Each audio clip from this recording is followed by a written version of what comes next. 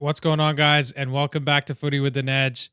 I'm What's here going on, again guys, with and welcome back to Footy another with an live Edge. reaction I'm to here something again that with an another live ex-player has reaction to said that I something don't that agree with, right? an And I'm sure ex-player has said many that I of don't us agree have with, this right? And experience. I'm I'm not the sure only one many that of feels us this way. have this But experience. I'm not the Paul only one Scholes has that feels basically this way. said that it's But bullshit Paul Scholes that has Kobbie Mainoo is basically not said playing. that it's bullshit And that I feel Kobbie some type Mainoo of is way not about playing. this for sure because And I feel some listen, type of what way exactly about has this for sure Kobbie shown because us? listen, To what exactly has Kobbie shown us? mute your mic To in OBS. Okay. mute your mic in OBS. Okay. Yeah. Sorry, guys. Am I good now? Sorry, we're still trying new things. Hello, hello, hello. Okay. Can you guys say if I'm okay? Fixed now, I think. Andrew says. Okay, better. All right. Now that we can hear me properly, I also think, hold on, Shant, if you're still watching, does that mean if I mute myself in Oh, I can't. Okay, that won't work. Never mind. Never mind. Guys, say hi to my cat while we deal with the technical issues. Bang. Look at how peaceful she is. Why can't Paul Scholes be like that? Yeah, I'm going to restart my rant. Guys, Paul Scholes. Honestly, I'm going to be super honest. He needs to shut the F up because he just talks shit every opportunity they get. It's like, old man ranting about back in my day, things were so much better. That's what it sounds like. And it seems very, very bitter. Neville says he's cooking while listening, LOL. Cyrus says no. No echo for me. Joao Pino says restart rant. Imran says, I don't really like Paul Scholes anymore. I hear you, bro, because he makes it hard to like him. That's the problem, right? That is the big problem. Hold on. I need to change my layout a little bit, guys, so I can cook a little bit better. Because I can't see the comments with my mic arm sticking out. Okay, now we should be good. Bang. I see you guys. Yeah, Neville's here, bro. Yo, Neville, I have to say, really appreciated the energy you brought to the stream yesterday, bro. That was very nice. I think all of us enjoyed it because let's be honest, it's a little drab to support United right now. And people just like to be haters, bro. So it's nice once in a while to see somebody with some positive energy, you know? And to be fair, most of the people that come on the stream are fairly positive. So I like that a lot. But guys, back to Paul Scholes. He just needs to move on, bro. Like, you were a fantastic player, right? One of our, if not the greatest midfielder that's ever played for this club. But you kind of need to move on, bro. Just let it go. You left punditry, right, for your personal reasons, and I respect that. Why are you still starting shit when there's when the club's going through, let's say, a transition period, right? We can all agree, and I've done a bunch of like comparisons on where we should be, where we have been in previous seasons, and where we are now, and honestly, it's we're kind of doing as well as we should be doing based on the quality of the squad, and I'll stand by that. We're 2 points off Chelsea, right? Aren't we 2 points off Chelsea? Or are we 2 points off Villa? Let me see. Understat. Let's pull up the table here. Yeah, we're 2 points off Chelsea, boys. And there's such congestion from Chelsea all the way through to Everton. From 4th through 10th, there's a 3-point difference, right? Everton are actually 21 points. So us losing to them, does that even look as bad? I mean, the performance was horrible, but the result itself, it's kind of like, how can you... Andrew Leslie says, Mainoo is good. We can't be revisionist. The problem is that he shone in a 3-man midfield with 2 others to cover, which you can't have with Amram. Well, but it's not... We can't play a system to suit Mainoo, right? We have to play the system that we think is right to take the club forward. So surely, Surely we gotta take that into account. Yeah, absolutely. World champions, right? World champions Chelsea, they lost 3-1 to Leeds after getting a 1-1 draw against Arsenal.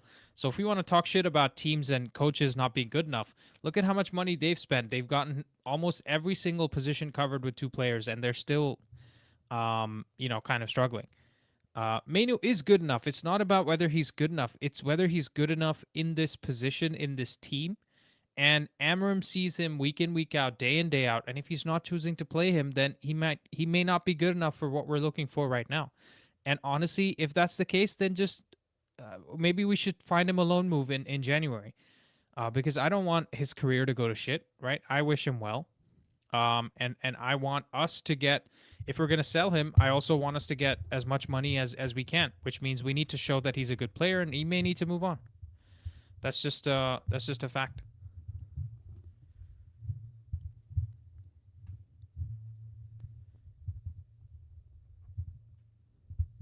Okay, boys, got my mic set up properly. Both Scholes and Kobbie are deflections from Amarim's deficiencies. What do you mean by that exactly, Sherpa? Because for me, for as far as I can see it, um, Kobbie Mainoo is becoming what Ronaldo was to Ten Hag, right? That's how I feel it is. I think he's becoming the sort of central issue that was causing him trouble. In fact, Ronaldo was causing those issues for Ollie as well, right?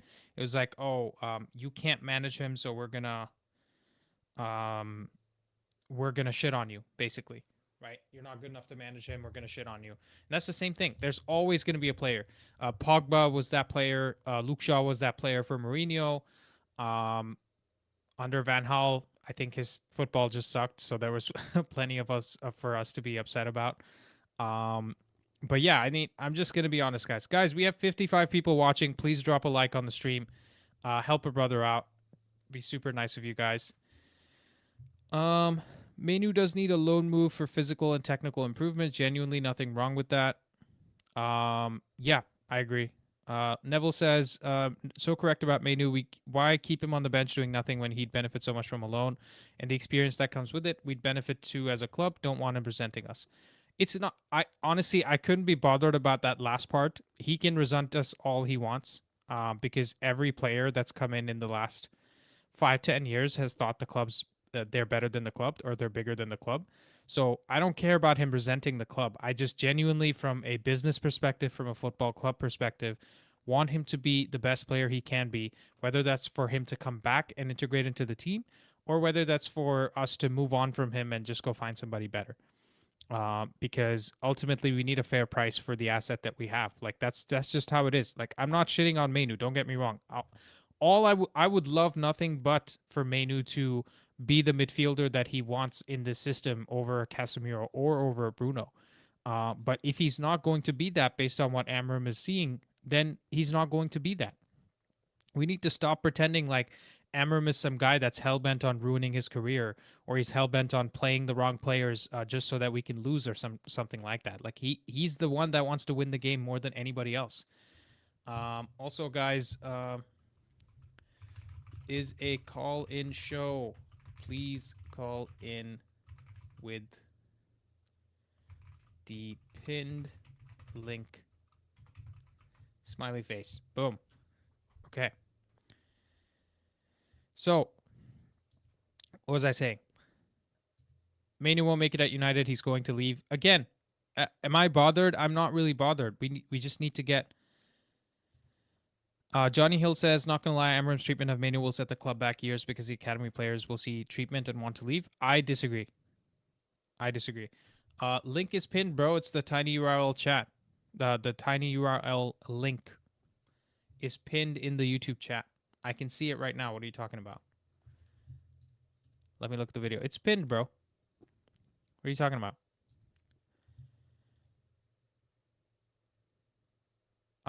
This is a deflection. Amarim's decisions hurt. Deflection by whom? Are you saying I'm deflecting? Or Amarim is deflecting? Who's deflecting?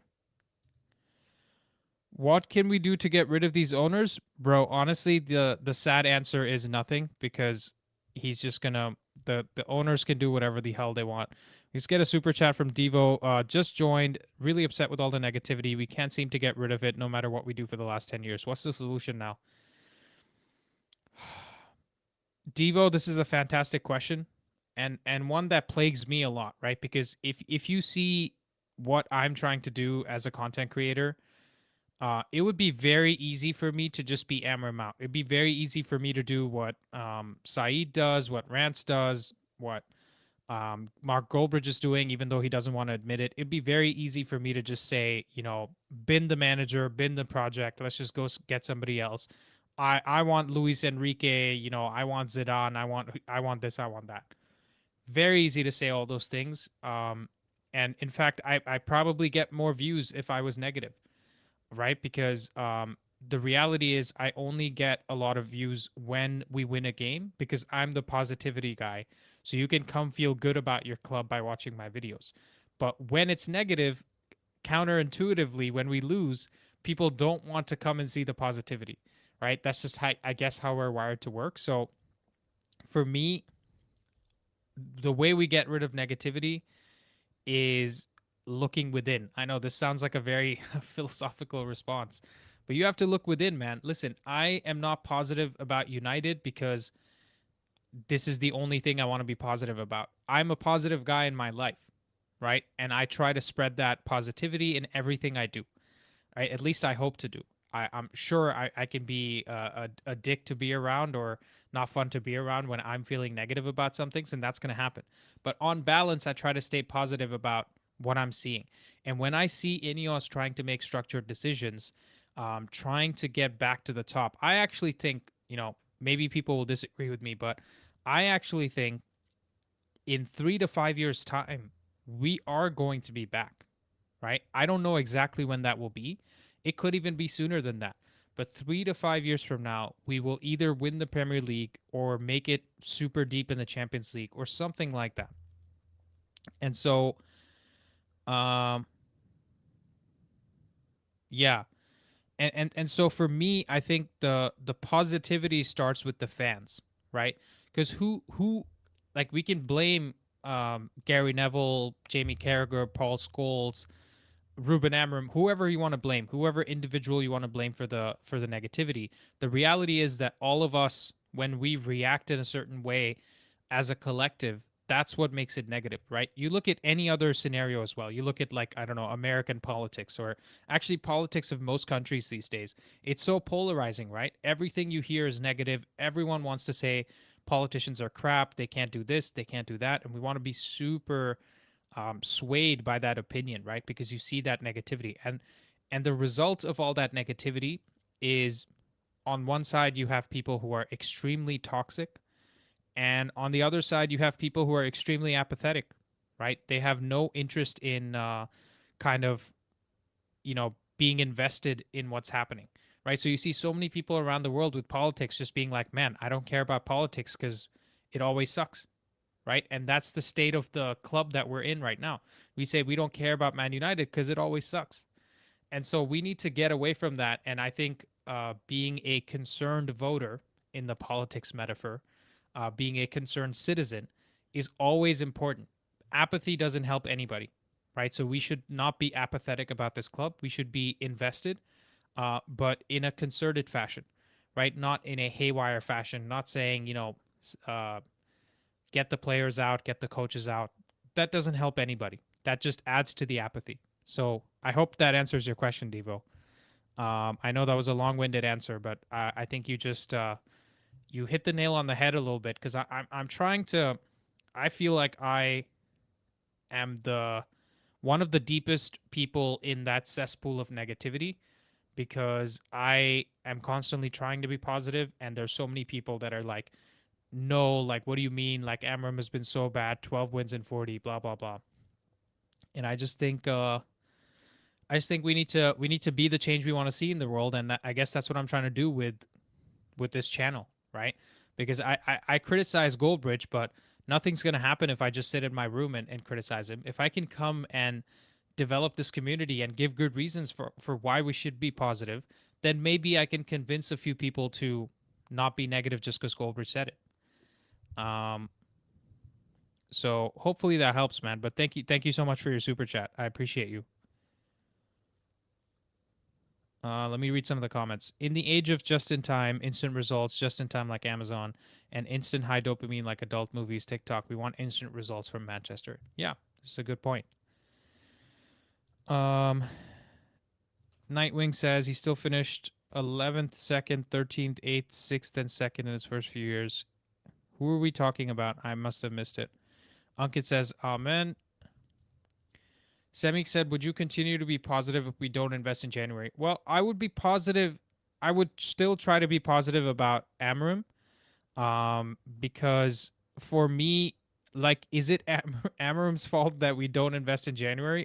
It would be negativity about Ineos maybe a little bit. Let's see. What worries me about Man United is when an opportunity arises, we don't take it, and this has been happening for too long now.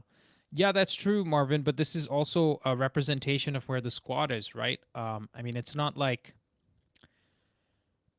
we have all the tools in the toolkit and we are refusing to use it. It's actually us not having some of the specialized tools we need, and we're trying to make it work, right? It's like trying to use a teaspoon to dig a grave. Like you're not going to get anywhere, right? You need a shovel. You ideally need two people, and then you can effectively do it. So hopefully that weird metaphor makes sense. Same Scholes criticized Lawmans even before seeing him kick a ball, but apparently Kobbie's where he draws the line. Yeah, it's the English bias, right? I mean, what else can I say? It's the English bias. Those of you guys that are waiting in the lobby, just stay a little patient. I'm gonna have a couple minutes of conversation and then bring you guys in, okay? We've been live for 16 minutes. Just give me 3 or 4 minutes, and then we'll open the floodgates. You guys can come in. Just stay patient. Stay where you are. I'll let you in. Okay. I could be wrong, but I feel like Kobbie doesn't play over Bruno or hardly at all because he doesn't progress the ball well enough. No, I think you're right. I think his ball progression, like through his passing, is not good enough. He is a better progressive carrier. But yeah, just he doesn't give us anything over Bruno, right? And the truth is, listen, if we were playing a 3 midfield system, Kobbie gets a lot more minutes. That's just a fact.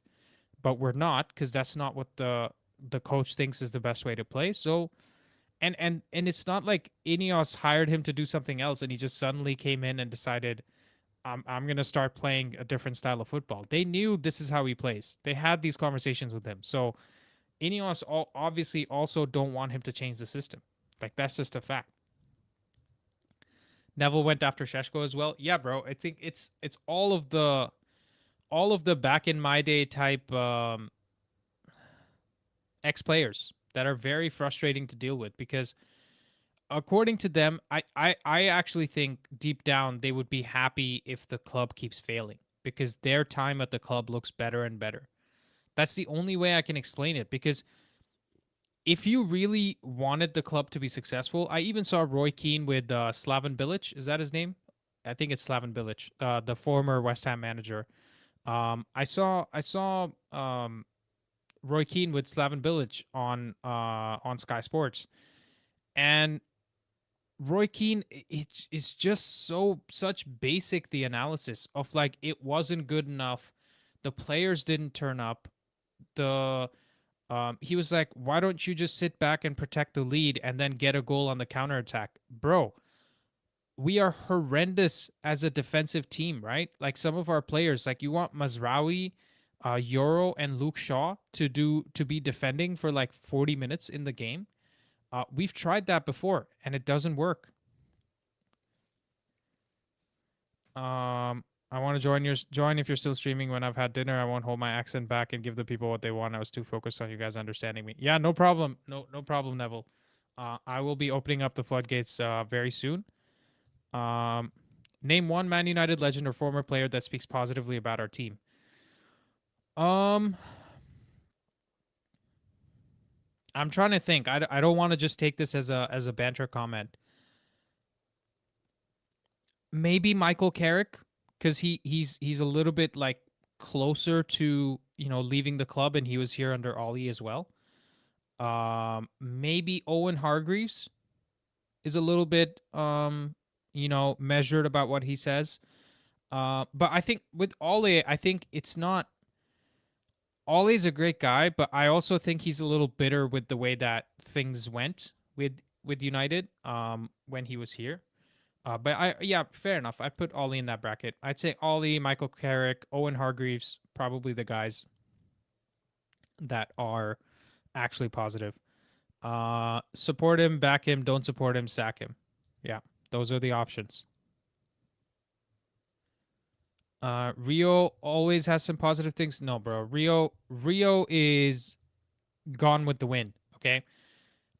Rio is constantly just saying whatever everybody else is saying. So Rio's issue is that he will have every opinion, right? So I wouldn't count Rio into this necessarily, but the other folks are probably okay. But that's my opinion. You guys can have your own opinion. No problem with that. Okay, I'm letting a couple of folks in. Let's have this conversation. Guys, how we doing?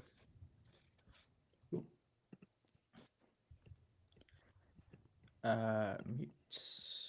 Hello. I can hear you, Hold Andrew. on one sec. Hello. Yes. Okay. Amazing. I always have to mute the actual stream because I'm watching it alongside. Oh both. yeah. That's fair. That's fair.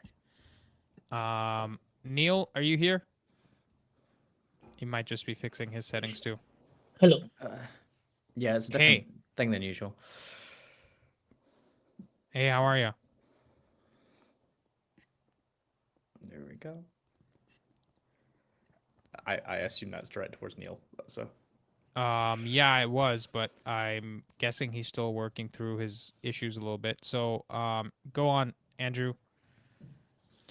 Sure. So this is just Jen. Oh. Hello. I can hear you, Andrew. One sec. Hello. Yes. Okay. Amazing. I always have to mute the actual stream. I think there's a little bit of echo on Yeah, Neil's end. Sorry. That's fair. It's not even echo. It's just I think he just has the stream up. I muted him for now. Yeah. Yeah, it's Anyways, the Andrew. Thing than usual. Yeah, it is coming Yeah, through your am I mic, audible Neil. now? Yes, There you we are. go. But I'm unable to hear you. Why, I don't know. You can hear it on the actual website itself.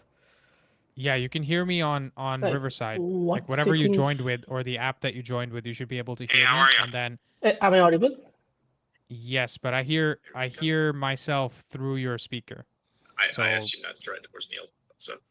Yeah, it was, but I'm. It's allowed Okay, to. Neil, I'm gonna have to ask you to figure out your settings because either you're listening to us on a speaker or something else. But till then, I'll have a conversation So I've with got the headphones Andrew, and on. I'll bring you back on stream after. Okay. Cool. Andrew, That's a shame. what's on your mind? Yeah, so just generally, a lot of this in regards to punditry from ex-United pundits.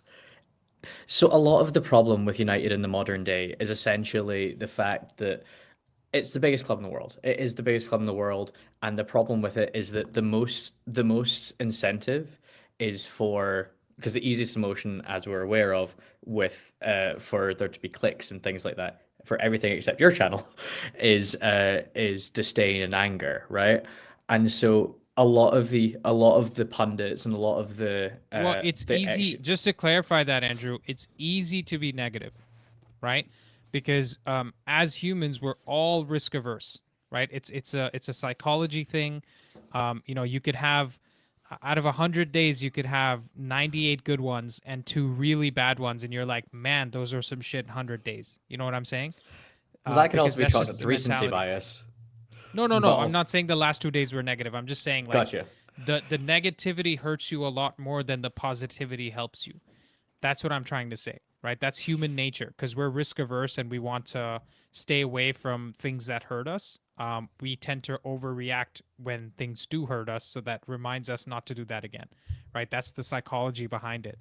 So what is happening now is a lot of the fans, they don't want to invest even 5 minutes in Ruben Amorim because they feel once bitten, twice shy with supporting Ten Hag, with supporting Ollie, with expecting things that we probably should have gotten but didn't get. And so now they're like, I'm not going to invest any time in this guy because he's just as crap as the other guys. It's agreed, but also the problem is that the best example I would argue is Ralph Ragnick. Also, is my mic being awful because I can't tell if is my mic okay? I can't tell. No, it's working. Yeah, it's working fine. Sick. Okay, so the thing that disproves a lot of that really is Ralph Ragnick, right? Because the second you had a manager who everyone was like, okay, well, this guy has ideas or whatever, and essentially the players upped and just completely gave up. It was a complete, like, I believe everyone can agree that's, as a United fan, one of the worst times to watch United because there's not even hope. And so with this sort of thing, like the immediate wanting to attack the manager when it's been unanimous. There's been consistent complaints that the club itself is rotten.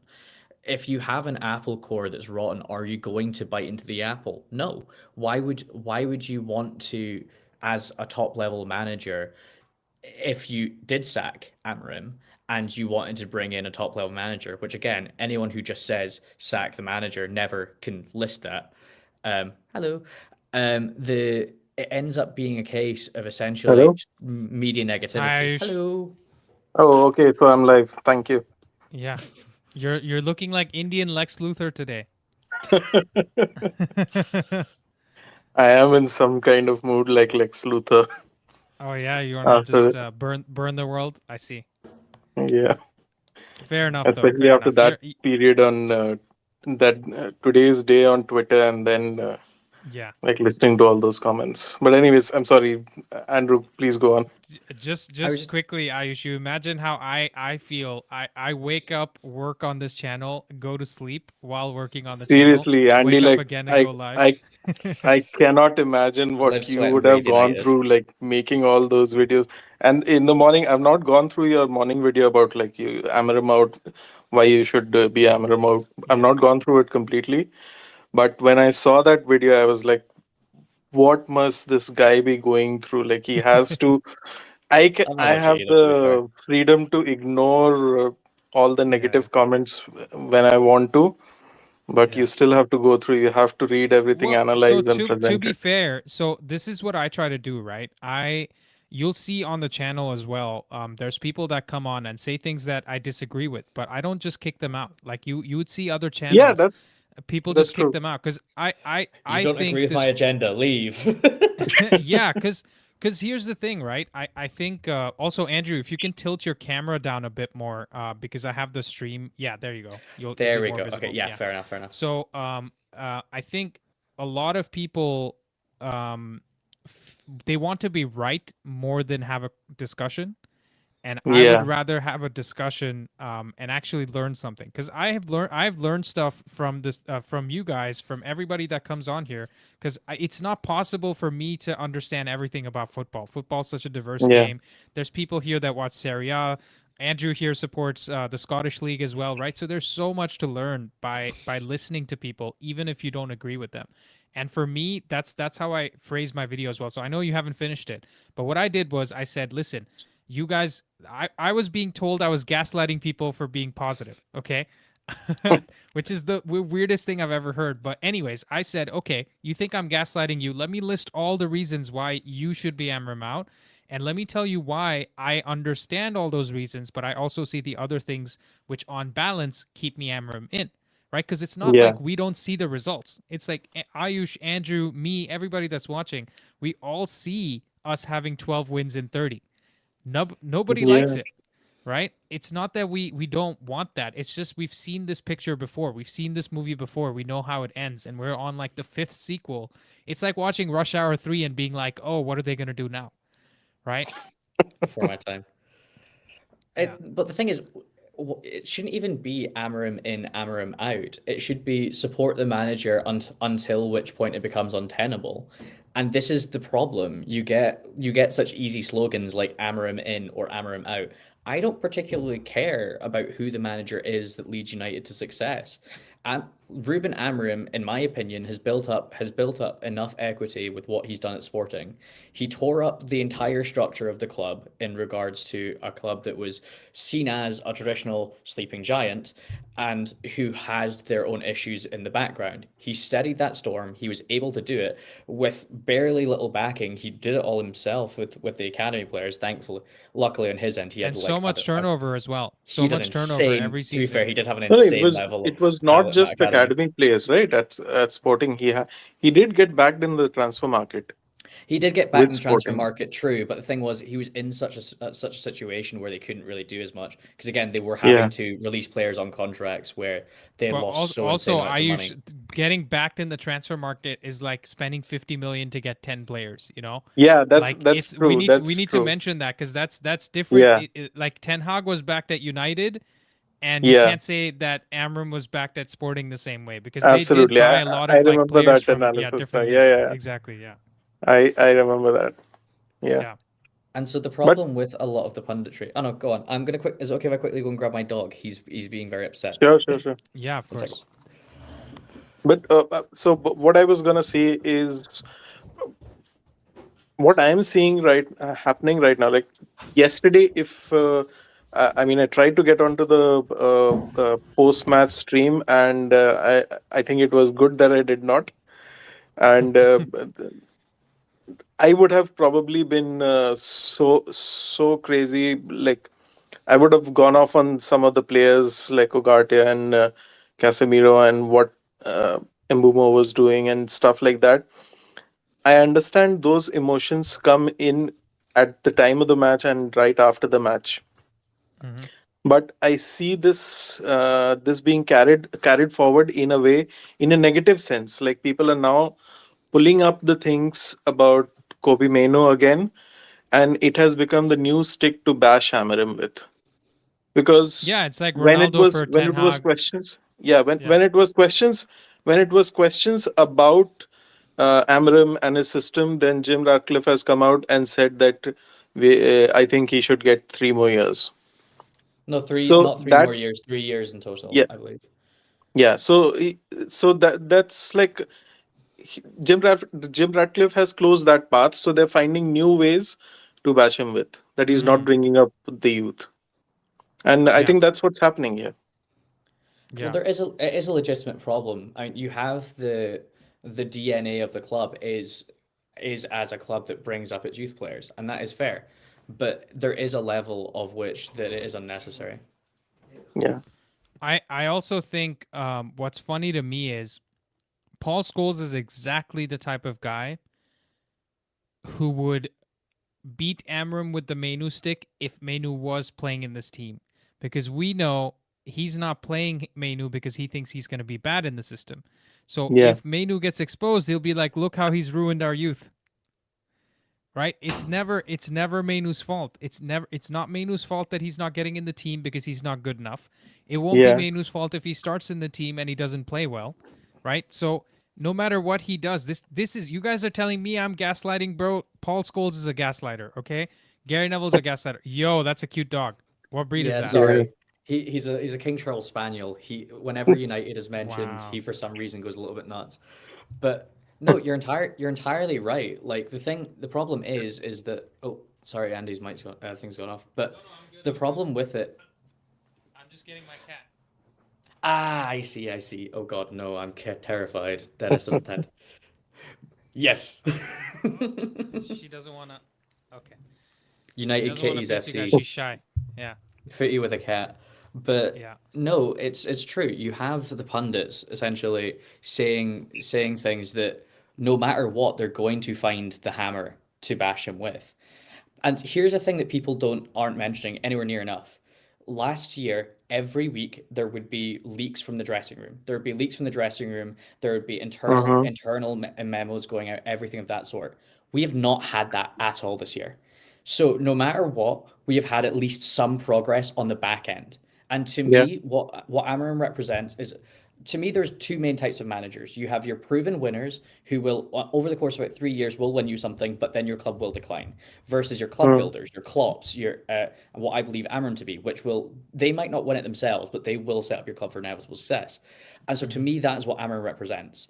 To me, again, you have that progression. Last year, it was a nightmare, media circus every week. You had seemingly it was Alejandro Garnacho's brother. I won't say any concrete claims for allegations, but there's so much of the media circus. No, you can say that. It's Alec. It's Alec. I'm a legal graduate, so I'm terrified of these things. But basically, oh right, because someone's gonna come sue you for being part of a channel with 100 people watching, right? You never know, damage reputation. But it's true. There was such a media circus, and now that was from inside the club. And what has changed is that it's now just outside the club. Slowly, that will, if given time, will be able to be fixed via results thing. But what could never have been fixed is the internal media circus which was going on. And truly, that is something that has progressed that people cannot say on a stat sheet, because if you aren't a United fan, you don't pay attention to these things. Yeah. No, agreed. Yeah, guys, if someone else wants to join the panel and join the discussion, the link is pinned in the description. Despite what Andrew said earlier, he's trying to gaslight me over here. Usually you have it in your description. I didn't see it in the pin. Yeah, because usually in the description it's the StreamYard one, whereas now I'm using Riverside. I'm still trying to figure out how it is, and you guys see now I have the overlay on the stream as well, for the live streams, not just for the games. So I'm trying to figure stuff out. By the way, guys, we have 96 people watching, 39 likes. I want to see more likes in the stream for the panel and also for Shant, who's a goat, because he's helped me figure out all of this. Okay. We're doing a custom RTMP from Riverside into YouTube. He looked so tired yesterday. That Sean did or Rishi? Both, to be fair, actually. Well, Sean's Rishi, done the same it was work. 5 a.m. for Rishi, so fair enough. But yeah, no, Sean is amazing, bro. He's the GOAT, one and true. Even if we GOAT. disagree In on fact, slot. By the way, about yesterday's match, uh, I have seen quite a lot of discussion, like not enough discussions about the decisions that the ref made. Yeah. And I was like, when I had mellowed down a little bit yesterday, I got to this conclusion that it's so many times that when our players are being aggressive and physical, they will get fouls called on them. They will get booked, and that sort of it makes them cautious. But the other team, they don't get such severe punishments for their aggressive plays. And biggest example By the way, being that Wan-Bissaka tackle should have been a straight red. It could have been a absolutely. career ender on Dorgu. What the hell is he doing, man? We took good care of that guy when he was Absolutely. here, right? We didn't kick him on his way out. Like even Scott McTominay, right? That would be the equivalent of Scott McTominay coming out and doing that at Old Trafford if he came with Napoli Yeah. for whatever competition. So what the hell was that, dude? I'm surprised Dorgu didn't get up and try to have a fight with him. Like that's what I would have done if someone does that. That looked worse than a Sunday league tackle. The problem is, I guess, is that there's already this sort of like underlying bubble of United, right? Where if you start blaming on refs, people will immediately go, "Oh, but that's you deflecting," right? So if No, there's but I would no, just you are quickly fully on valid, by that. the way. I would say it's not just about Man United. I've seen this happen in so many games where Man United is not involved, and it always gives the other team an edge. Well, the PGMOL, there needs to be a discussion about it, in truth. Yeah, The absolutely. PGMOL have been utterly disgraceful this entire season. You had last Yeah. season where Liverpool were essentially docked a point because the ref got it wrong, and then they apologized afterwards. Realistically, that in the case of football, that can cost you multiple millions of pounds. And Yeah. so from a purely business perspective, that singular human level of error, when you apologize for it as well, you are admitting that that was a human fault, that it Mhm. shouldn't have happened. That directly, sorry boy. Oh That yeah. directly, The good point by just put something in there. If that was Casemiro putting in that tackle, he gets a straight red. Yeah, absolutely. And If Casemiro even puts any of those tackles like in, he gets a straight red. even with there were two tackles. I don't know the Magasa. shirt pull whether it was on Bruno or not, but there was another tackle I think by that Marcos Fernandez No, where there he was a clearly Mateus clipped. Magasa. The goal scorer should have been sent off as well. It should have been second yellow. Okay. Yeah, and there was I just saw this video a few minutes ago on Twitter that he's clearly clipped him like studs on, and he's clipped Bruno, and that's not given any card. I don't even think it was given a foul. No, it may have been given foul, but it was Yeah. not booked. We're Also, getting so I'm few. sorry. I don't know if this is relevant, but I can't take somebody named Andrew Kitchen very seriously. Okay, I'm just gonna say that. I'm sorry, guys. I mean, like, listen, when you see a referee performance and you're like, dude, I wish Anthony Taylor was here, then you know something is wrong, right? I would have taken Yeah. any of those guys. He's making those guys look better. Maybe that's what the PGML is trying to do because those guys manage the bigger games, right? And so Yeah. you throw in shit refs everywhere else, and then those guys look better. Well, they Maybe they that's don't their- just manage the bigger games. They manage, I believe, English football down to its lower flights. Um, so they don't not only have the top level referees, but they have control of the people who are on the Yeah. lower level, slowly working their way up. So they have alternative talent. They understand, but and I'm sure there is some talent there refereeing wise, but there's very little within the league for some reason. Yeah, someone just says Imran Muhammad says he's a new ref, just 29. Guys, first of all, United is the most watched team in the league. We have the largest fan base across the Yeah. world. Okay, you want to throw somebody under the bus because he's new and inexperienced? That's a great way to do that. Put him in a United game, especially when we're not doing as well as everybody wants us to do. It's not like Mm. even if we were winning the league, why would you throw him in that type of game, right? And for me, saying that he's a new ref, just 29, it's kind of like saying, oh, let's just put a new inexperienced pilot in charge of the plane, right? It's too important a job.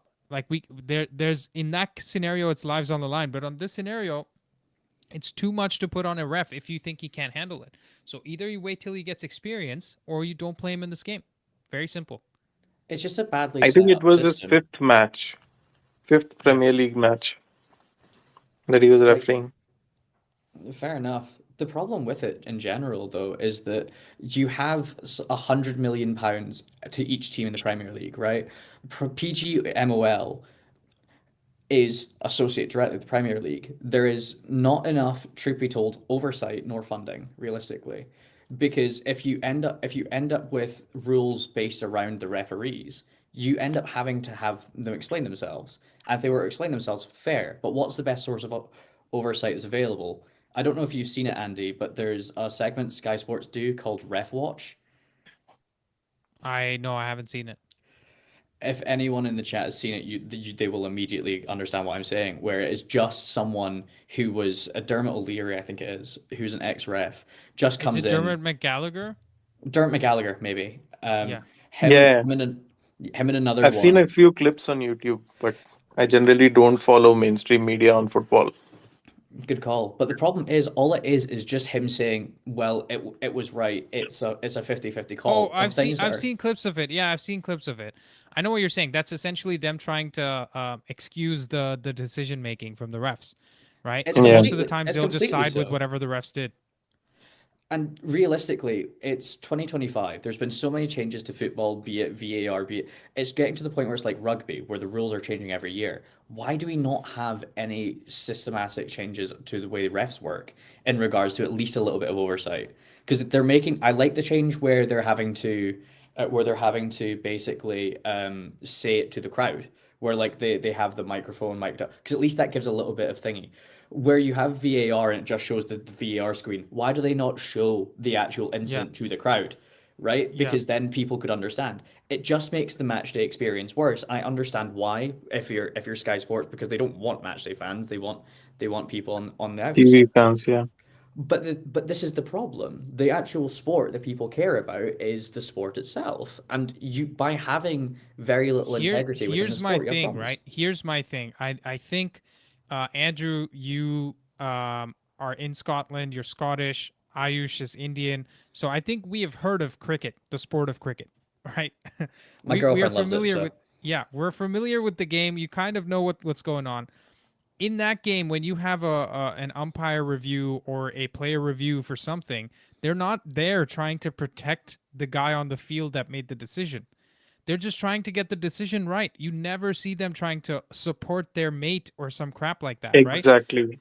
And it's entirely. just It's the and integrity of the nobody, sport. and listen, nobody even holds it against the umpire. If the umpire gets a decision wrong and somebody reviews it and it gets overturned, you don't see the whole media being like, "Oh, what a shit umpire he is," or he should get sacked. We're just like, okay, whatever. In real time, he got that one wrong, and we have somebody else with a slow motion camera and a bunch of other tools available to them, just saying, "Let's make the right decision now," right? So as a team, as an umpiring team, they look good. That's the problem these guys have. They think they're letting their mate on the pitch down by making him overturn a decision, which is just complete bollocks. Okay, because Yeah, I know I entirely. can't say the I have BS I have word. no issue with the refs themselves, even Anthony Taylor. It's the culture around it in general of protectionism that causes this problem. If you had someone who genuinely was to go against it in the field, then realistically, it's all run by PGMOL. They would get blacklisted in a Yeah. realistic sense, and that's the worst thing about it. I wanna address this comment from Devil Talk MUFC. Why are we talking about the ref when they're bad across the board? It's not an excuse. So here's the thing, right? I'm not just That's saying. why. Yeah, exactly. They're bad across the board. That's why we're talking about. We're not talking about it just because they were bad for United game.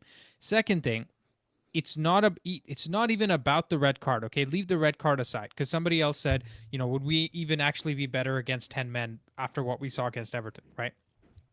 But in the first 20 minutes of the game, the ref must have blown his whistle 10 times, 15 times.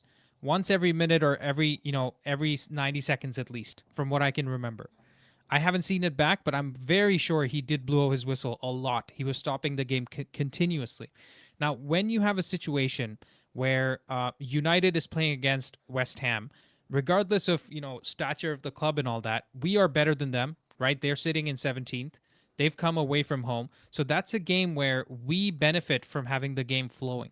We benefit from having a game that allows us to keep going because we've got the better players. We're trying to dominate them and imprint our vision onto their team. And if you keep blowing the whistle, it keeps cutting the game out, right?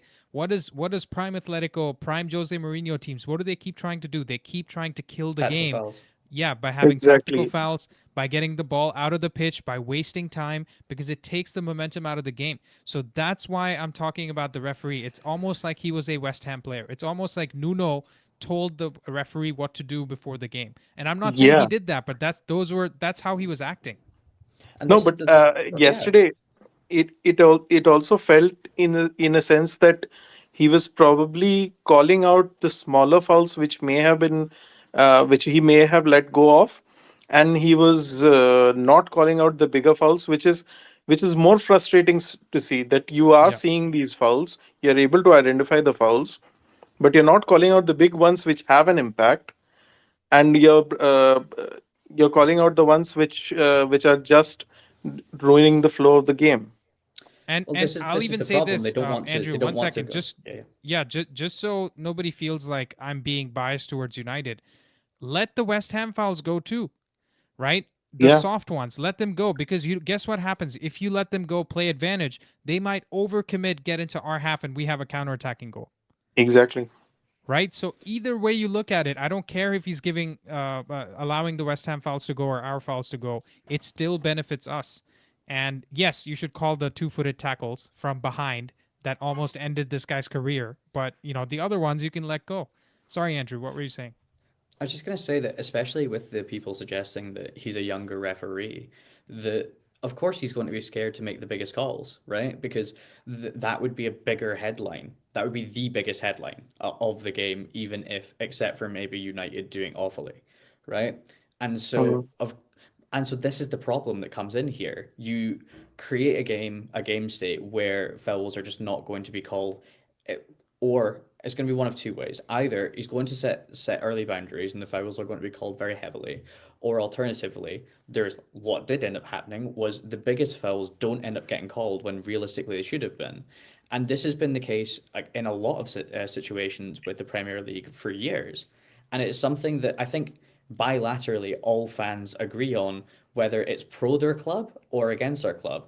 And we had a great Mm. set of games where the fouls went all our way, but then there was like 20 games in a row where essentially they were all against us, and the refs were just awful against us. But either way, that shouldn't have to be the case. Referees should not be involved within the game of football in regards to on one side. They should just be enforcers. And the fact that it has to be discussed at all is problematic. Yeah, and I would also say that with the introduction of VAR, there is an acknowledgement that referees don't get everything right. So if you are using that if you have made that acknowledgement, then make this acknowledgement as well that VAR referees are not doing the job that they are entrusted with, and on pitch referees are not doing enough to upgrade their levels.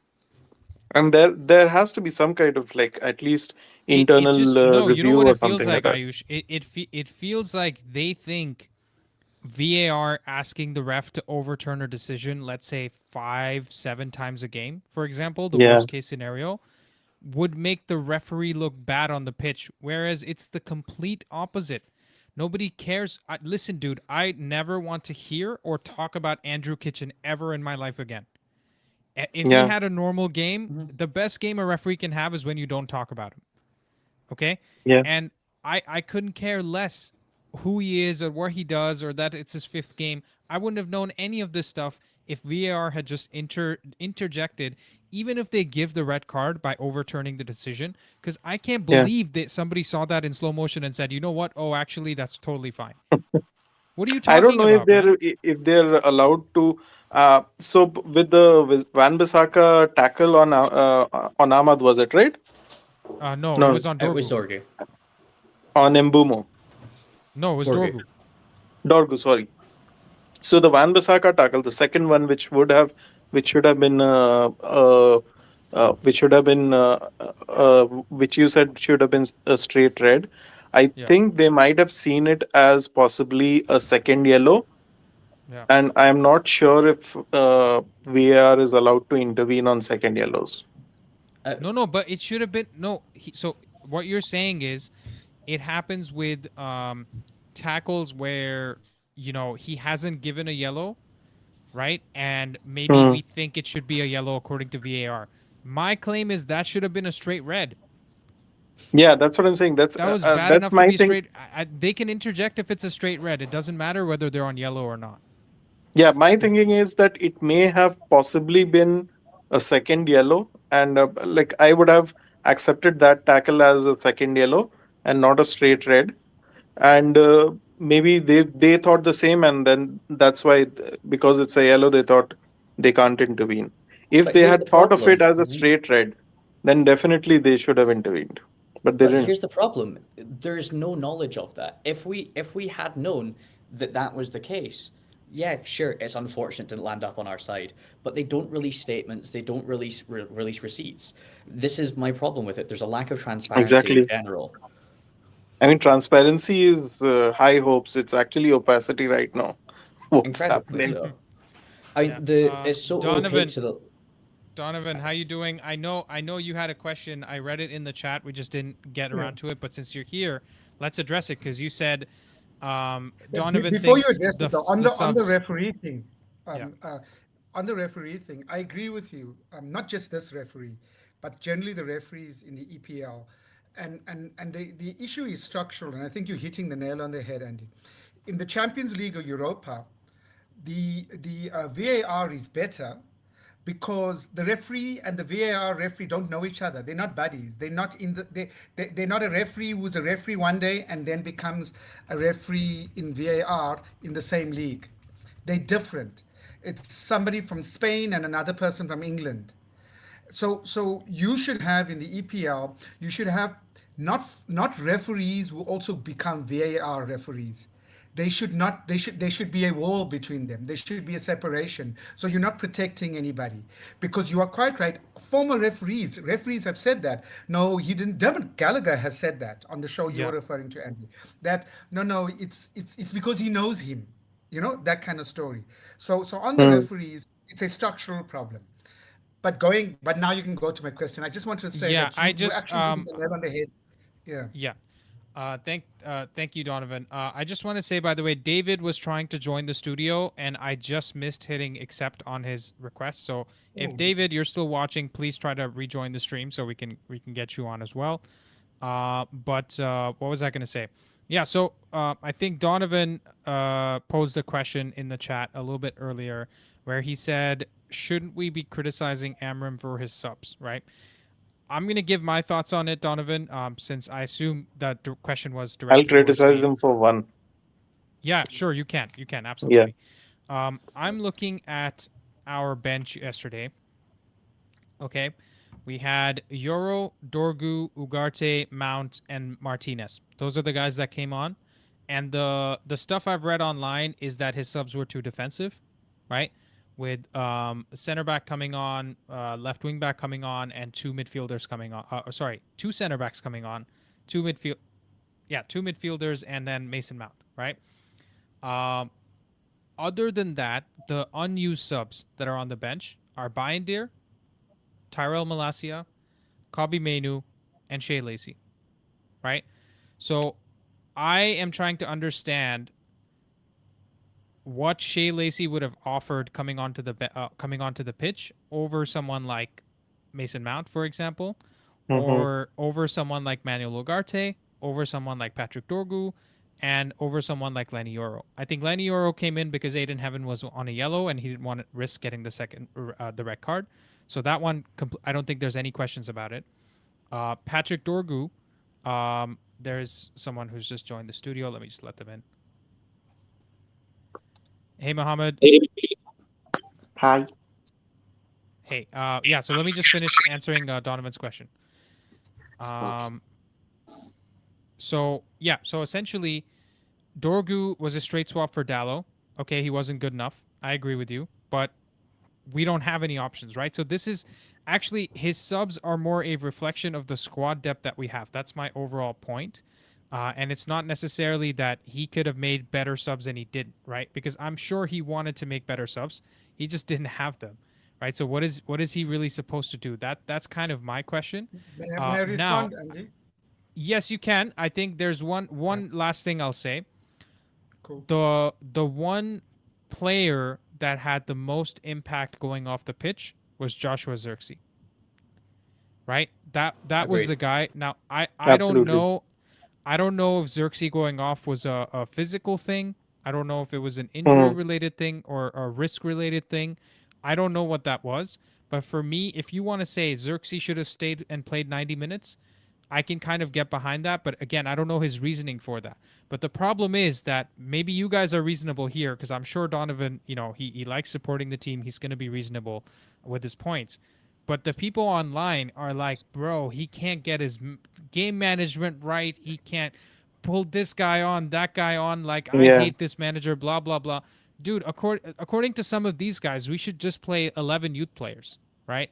That's what they think the solution is. There's a reason they're playing in the youth team, man. If they were good enough for the first team, they would be playing in the first team. So let's get that straight. But Donovan, please go ahead, respond. Yeah, and I will. First and foremost, I do not want us to dismiss Amarim.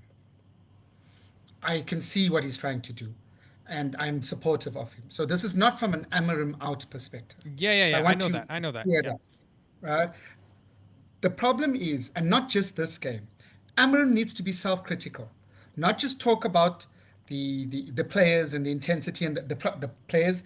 He has not mastered the art of substitutions in most of our games. We lose rhythm when he substitutes. He needs to check himself. Why is that? Some of my deductions, and I'm not a coach, of course, I don't know as much, but it seems to be, and yesterday's game was the worst of it. He, in the effort to make up for what he thinks is incorrect, after drilling the players in particular positions, he pulls players out of their positions when he does substitutes. Bruno moved from his number 8 position, from the midfield, to the wing. Mbeumo was out on his feet. I don't blame Mbeumo for, in the last parts, because he was out on his feet. He was exhausted. Why didn't he retain Cunha? Leave Cunha in the same position, or move Cunha to the left, bring on Mount. Well, Right? Cunha's I didn't coming know back why from the Xerxes went. concussion. He's coming back from the concussion, so I think that must have just been medical protocol.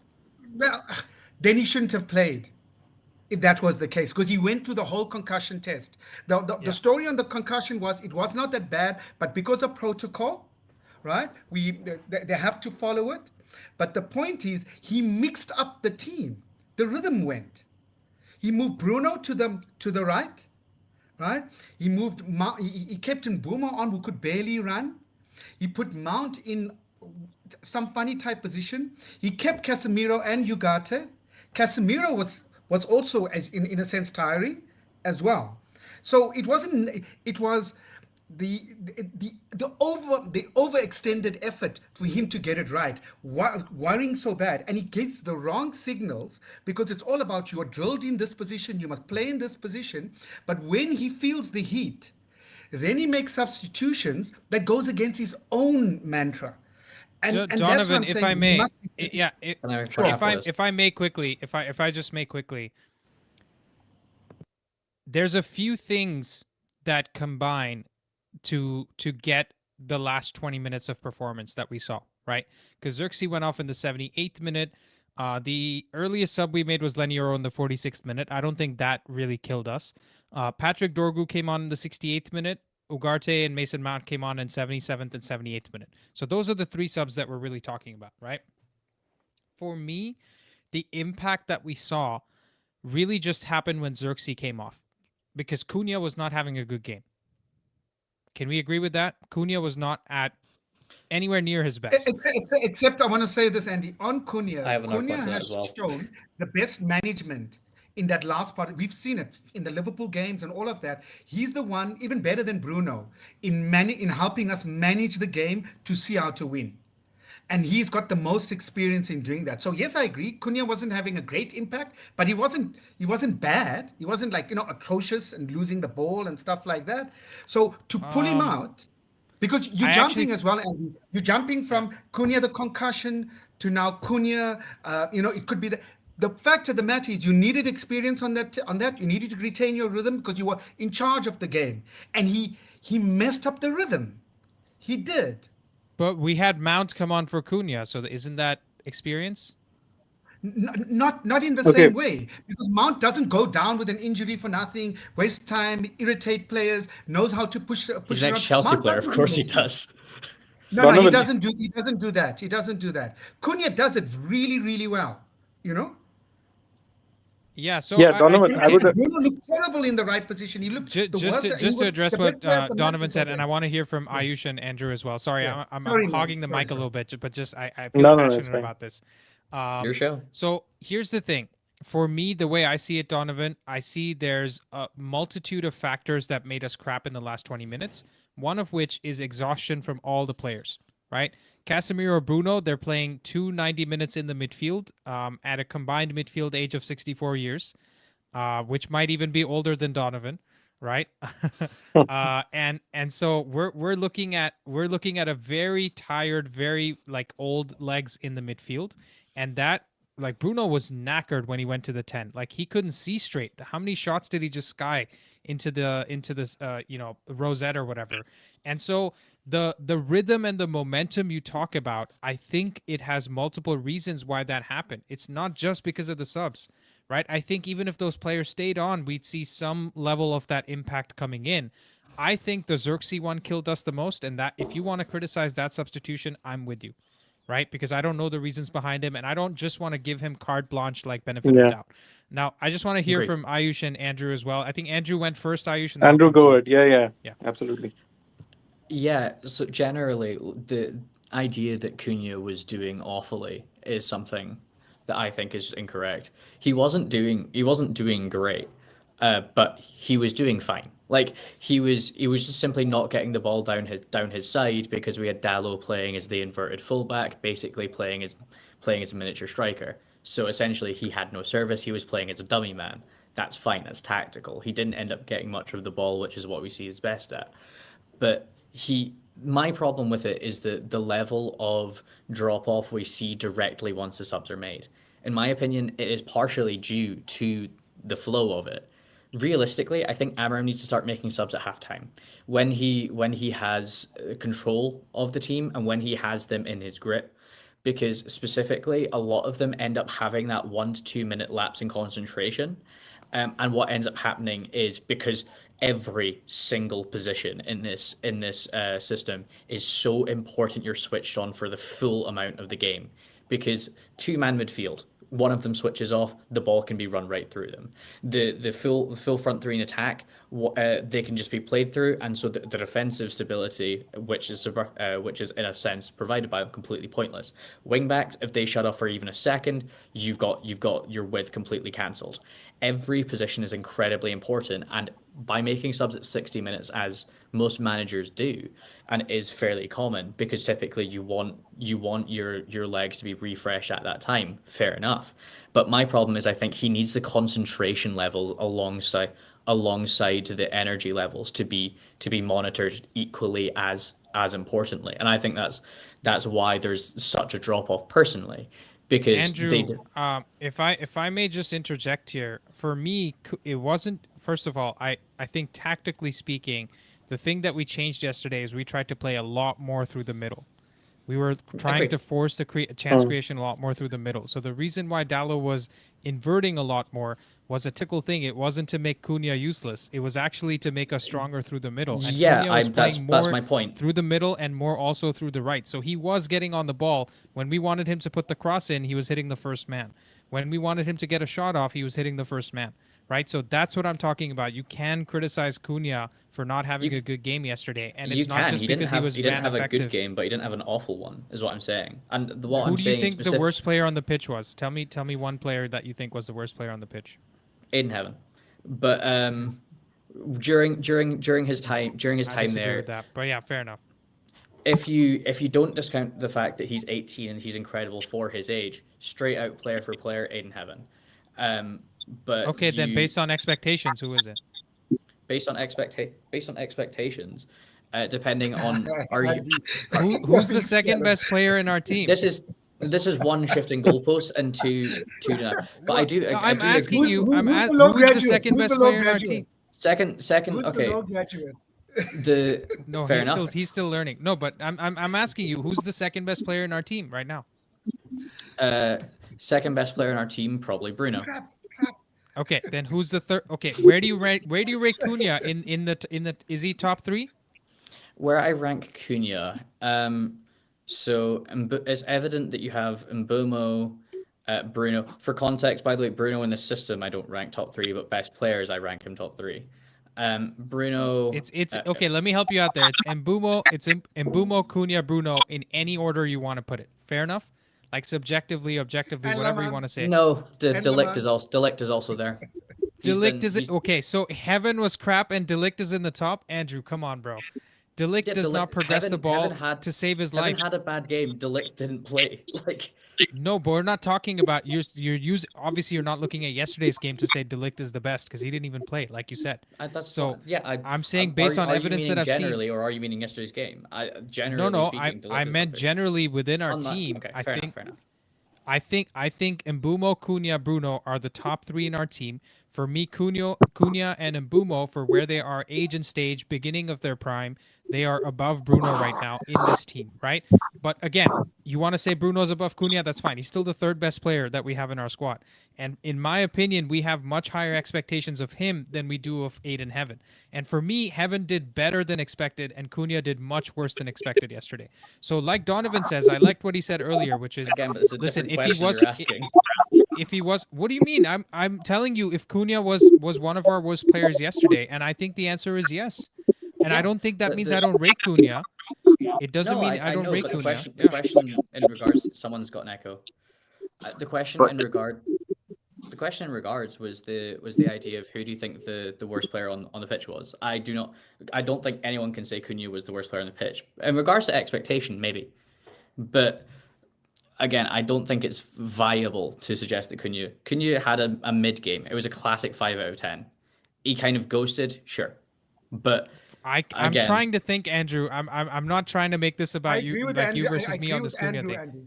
I agree with Andrew on Cunha. That's fair. That's it's fair. just two different questions, agree really. with- I think is yeah, what I we're agree is with what you. we're No, asking each other. I'm here. telling you, I'm trying to find a worse player on the pitch than Cunha was yesterday, and I'm Heaven. struggling.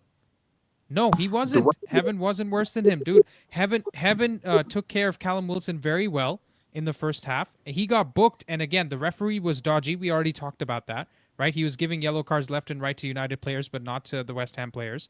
For me, Mbumo is also a good shout, right? You can also criticize Mbumo. I think Mbumo and Cunha were jointly the two worst players on the pitch yesterday. And it's okay to say that. Like, Heaven was not the worst player on the pitch. And also, those guys played much more minutes than Heaven played. Heaven's only played the first half. Again, though, this is two different questions. Do you think this player was the worst player on the pitch when they were on the pitch? Do you think this player underperformed compared to what do we expect? Those are two different questions. Well, that's why we have different answers here. Andrew, the answer is the same for both the questions. You keep saying they're two different questions. The answer is the same to both questions. I think Mbumo and Cunha Andy, were our Andy, worst in players my yesterday. personal opinion, and in my personal opinion, I Interesting. think I just think you're Cunha right. wasn't great. He was okay. There was a problem on the left in attacking. It's a bit of a historical one. He was dropping back and collecting the ball, not as much because we had Xerxes as well, right? He did not necessarily make the impact we could have. It is also noticeable that the goal came from the left and not the right. Because Mbuma wasn't as good as he has been in previous times. Heaven, though, there was physicality issues, not just with Callum Wilson. There were matters. That's why we pulled him off, because some of his decision making, and wasn't just the yellow card, it was some of the decision making, his inexperience bore out. It came out. So I didn't expect him to be changed at halftime, but I expected that he would have been changed early on in the second half. So Donovan, I don't think it's an experience. I think it was lack of confidence, truth be told. Well, yeah, okay, fine. Well, but what is Cunha's excuse? I want to hear Cunha's excuse. But the point I would make is that when you look at player for player, I think that I agree with Andrew that Heaven was about our worst player, but he wasn't bad. He was our By the way, worst player. you want the player who's 19 to be worse than the player who's 26, realistically, if you think about it. No, but that's my point, Andrew. That's my point, that they were at par at best, right? And Cunha was very much off the races yesterday. I'm not having the same expectations for either of them. Forget about you. You're the one splitting it into two questions. I'm going to ask you the question that I want to ask, right? Which is, based on expectations, do we expect more from Cunha than we do from Aiden Heaven? Okay, Straight and simple. This is a leading line of questioning. Straight and simple. I've asked you this before. We've You're talked right, about though. this for the last 10 minutes. There's more expectation on Cunha. We signed Cunha for 60 million. He's the Yes, one but who's one the had a biggest game that was a 5 overperformer. out of 10, one had a game that was a 4. It's not that deep. Okay, so was Cunha your second best player, a second worst player on the pitch? If you're thinking all the players, Masraoui, Casemiro, Bruno, it's somewhere close I don't between think Bruno it's and that Cunha. deep, Andrew. I think for me, Cunha and Mbumo. You could say Bruno with some of his touches and Dorgu. shots as well. Or Dorgu can also be argued. Again, he didn't play for long enough. And Dallo, people were getting on Dallo. I don't know if you were here at halftime during the stream, but people were getting on Dallo before he scored the goal, right? So listen, there were a lot of bad performances. I'm not saying that, I'm not trying to dig out Cunha here, because I made the members only video as Cunha well. was pretty I've seen what anonymous Cunha has compared been to doing. other games. He was Cunha was very pretty anonymous compared to other Yeah. games. He was pretty and anonymous. your point compared about to the other games. physicality, Donovan, your point about the physicality with Cunha, he won 2 of his 9 ground duels, right? He normally does better than that. And Dorgu is also somebody that wins a lot of his duels. I'll have to look at his numbers. I haven't seen it. And the other point, after the goal, Andy, right? after the goal, what became serious for me, and that's why I talk about this rhythm. They were winning all the duels, and that had nothing to do with the referee. Before that, a lot of it was the referee being too soft on them and so forth and being harsh on us. But after they scored the goal, they were winning every duel. Every duel.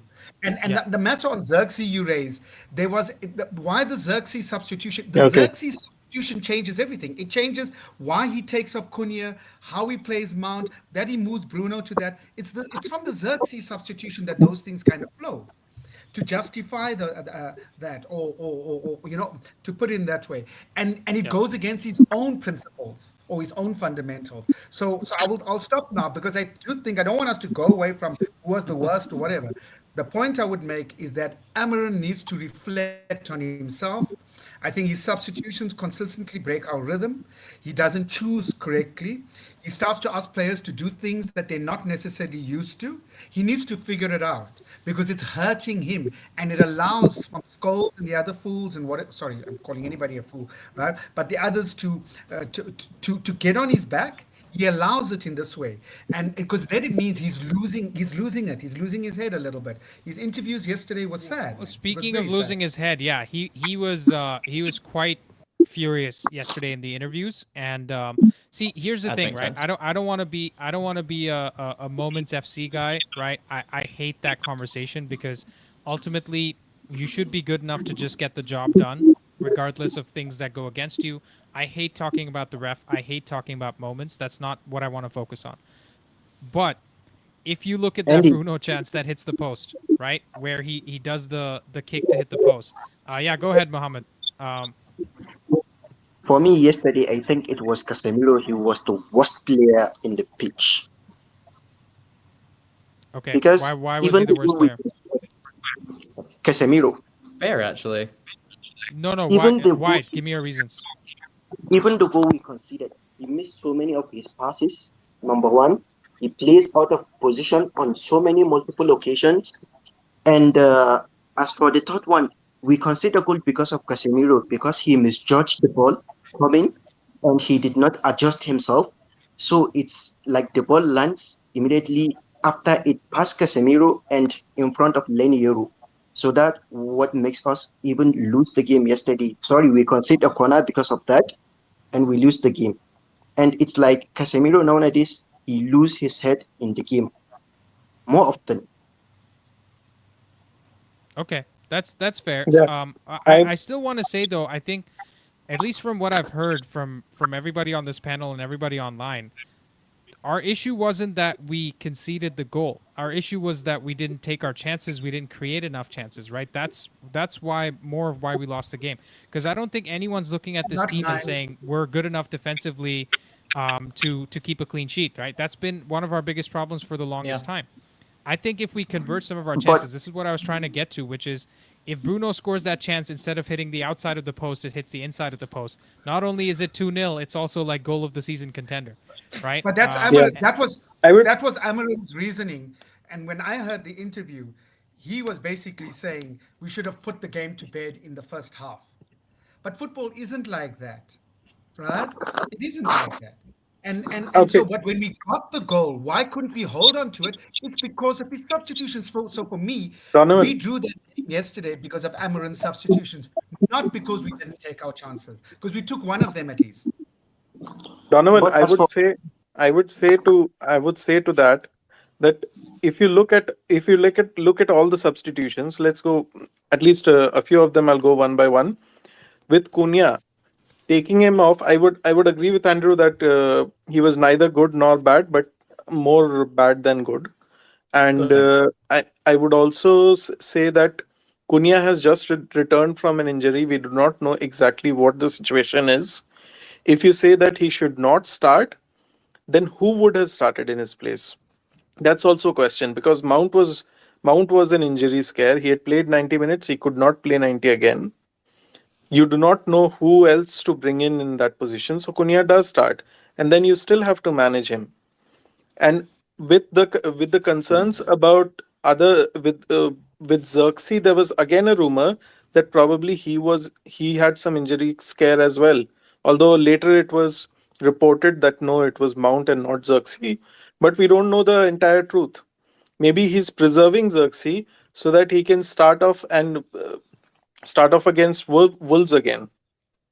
And at that moment, if you consider that he's bringing on 4 players, and he is not seeing, and he's seeing such a huge drop. In my opinion, I would say that perhaps he should have kept Xerxes on, taken Casemiro off, and brought Mainoo on. That would have been my ideal substitution. That's the only gripe I have with him. But then when I look back at the Everton game, Mainoo played 32 minutes and he did not create those chances which I think the entire Twitter media and general media is expecting Mainoo to deliver against West Ham. So, with what confidence will Mainoo bring? Will Mainoo be brought on? arguing for Mainoo to And come on. Amarum, I'm not arguing. just I'm not one arguing last for thing. Mainoo to With any substitution, none of the journalists or any pundits or anyone else is realizing that when people demand for, like, there was one person who's called for Shea Lacey to be put on. There was a journalist who's called for, why didn't you, maybe you could have brought on Shea Lacey. That kid has not played a single Premier League game, not even a single minute. One of the only And you attackers on want the him to bench for bring us on is the only valuable. that kid on in crunch situations? What kind of manager would Amarim be to just throw a young kid like Shea Lacey in an environment like that? And Ayush, Any the decent thing with manager Shea would Lacey, want a I confident just want to say, environment, Ayush, a very secure environment to bring a new kid in. no, one second, Ayush, I Donovan. just want to say, I just my want to say with Shea problem. Lacey. Yeah. Sorry, 1 second. With Shea Yeah. Lacey, I've seen people talk about Makeda coming in and scoring that goal. Guys, you're gonna say I saw a unicorn once, so I'm gonna see them again today. Yeah. Like, come on, man, that's not Yeah. gonna happen all the And time. where are right? all So, those I know the academy Makeda players one. now? You could have said it. I know the Makeda one. My son became a Man United fan because of Makeda's goal. But that's not the point. The point I'm making is that Bruno on the right as a right forward, Bruno was not comfortable. Xerxes pulled off so that you can bring on Mount. And No, Mount was on on the for left, Cunha. that's all the rhythm. That's what I'm talking about. It's not about, I don't care if Yes, the Mainoo comes rhythm on or will not. break. Why would you take out Bruno from his position to put him on the right, as dog tired as he was, right? No. because So put he him on had the lost right. legs Donovan, to play in the midfield. Him in the midfield would have been even more dangerous. And he was yeah, even worse on the right hand side, Andy. He was no, terrible I on the don't right. think so. He was I don't think so. awful. No, But he was anyways, awful. He not just the Donovan, misses. whatever He really was awful. He was, whatever you and may that's say, partly of what messed up our rhythm, together with taking off Xerxes. So for me, Amarin, and I'm borne out by this because the goal came and we couldn't get it back. He made wrong decisions. That doesn't mean Amarin out. That doesn't mean Kobbie should get in, etc. It means Amarin is making incorrect decisions. no, Guys, Donovan, he does guys, not 1 have second. options to make decisions. One second, Yes, guys. he does. He can does leave not Bruno have, in the no, position he does or not pull have him off. options. That's what No, I've been you can trying to say. leave. Guys, He does let me- not let me have just- options to make the let me decisions just that park will this- not disrupt the rhythm. Yeah, let me No, let That's me the just problem. park He this could have question. substituted Bruno. He could have taken him off. He could have taken him off. He could have played. You could have played Ugarte and Casemiro if that was the case. If you want to be Ugarte defensive. did play, and we still No, saw I know what he did. Ugarte I know did. he could.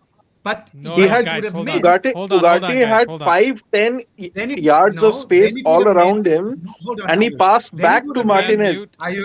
Ayush. Then it would have meant Xerxes remains, right? Bruno or Mboma on the right. Right, sorry, it's not a Bruno. Sorry, Mboma or Mount on the right, Mboma or a Mount on the left, right? But Xerxes would have remained. But what he does, he further disrupts it. He makes a bad situation worse. So yes, he has limited options, but how he decides on his options doesn't help. Okay, Donovan. I hear you. Okay. You're not happy. You're not happy with the subs, and that's a fair perspective to have. I think what Andrew said a second ago, we only had one attacker on the bench, okay, in Shea Lacey, and even that guy is being touted to play right wing back, not really one of the front spots, right? Central Because he positions. could, yeah, exactly. Strikers are because he right could back be a factory. Let's better- go. Yeah, so I just want to say, guys, I appreciate you guys. I'm just gonna freshen up the panel a little bit. Bring some of the other folks in. Sure. So Absolutely. Andrew, Ayush, and Donovan, I'm gonna let you guys go. David hasn't said a word yet, so I'm Sure. gonna keep you on. I was gonna say, Muhammad, you brother, stay she's- on. Cool. Thanks, Andy. Thanks, Andy. I'll listen Yeah. on the radio. Thank Thank you, you. guys. Yes. Thank Thank you. guys. Bye-bye. Cheers, guys. Bye, guys. All right, let's bring some of the other folks in. Let's bring in Shri. Let's bring in Lonray, and let's bring in Thank you. Bye-bye. Dart as well. I think you guys need to maybe fix your camera device or something. I think I'm hearing a lot of feedback, guys. So maybe just mute the stream and listen to me on Riverside.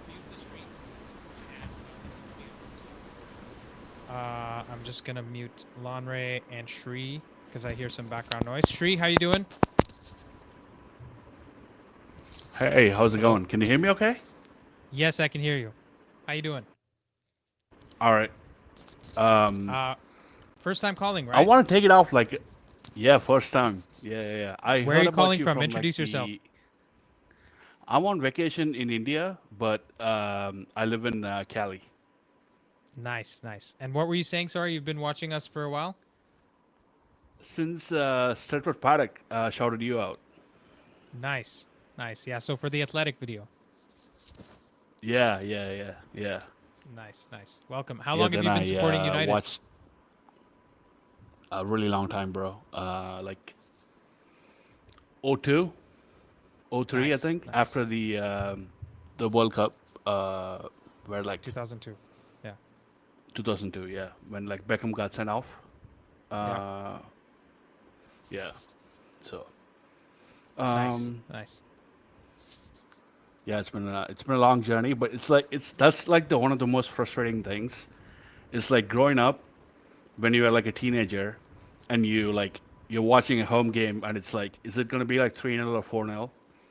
And to now, the last like 10 years has been like horrible, but you know. Well, to be we go fair, through it's cycles. still been, is it 3-0 or 4-0 just against us?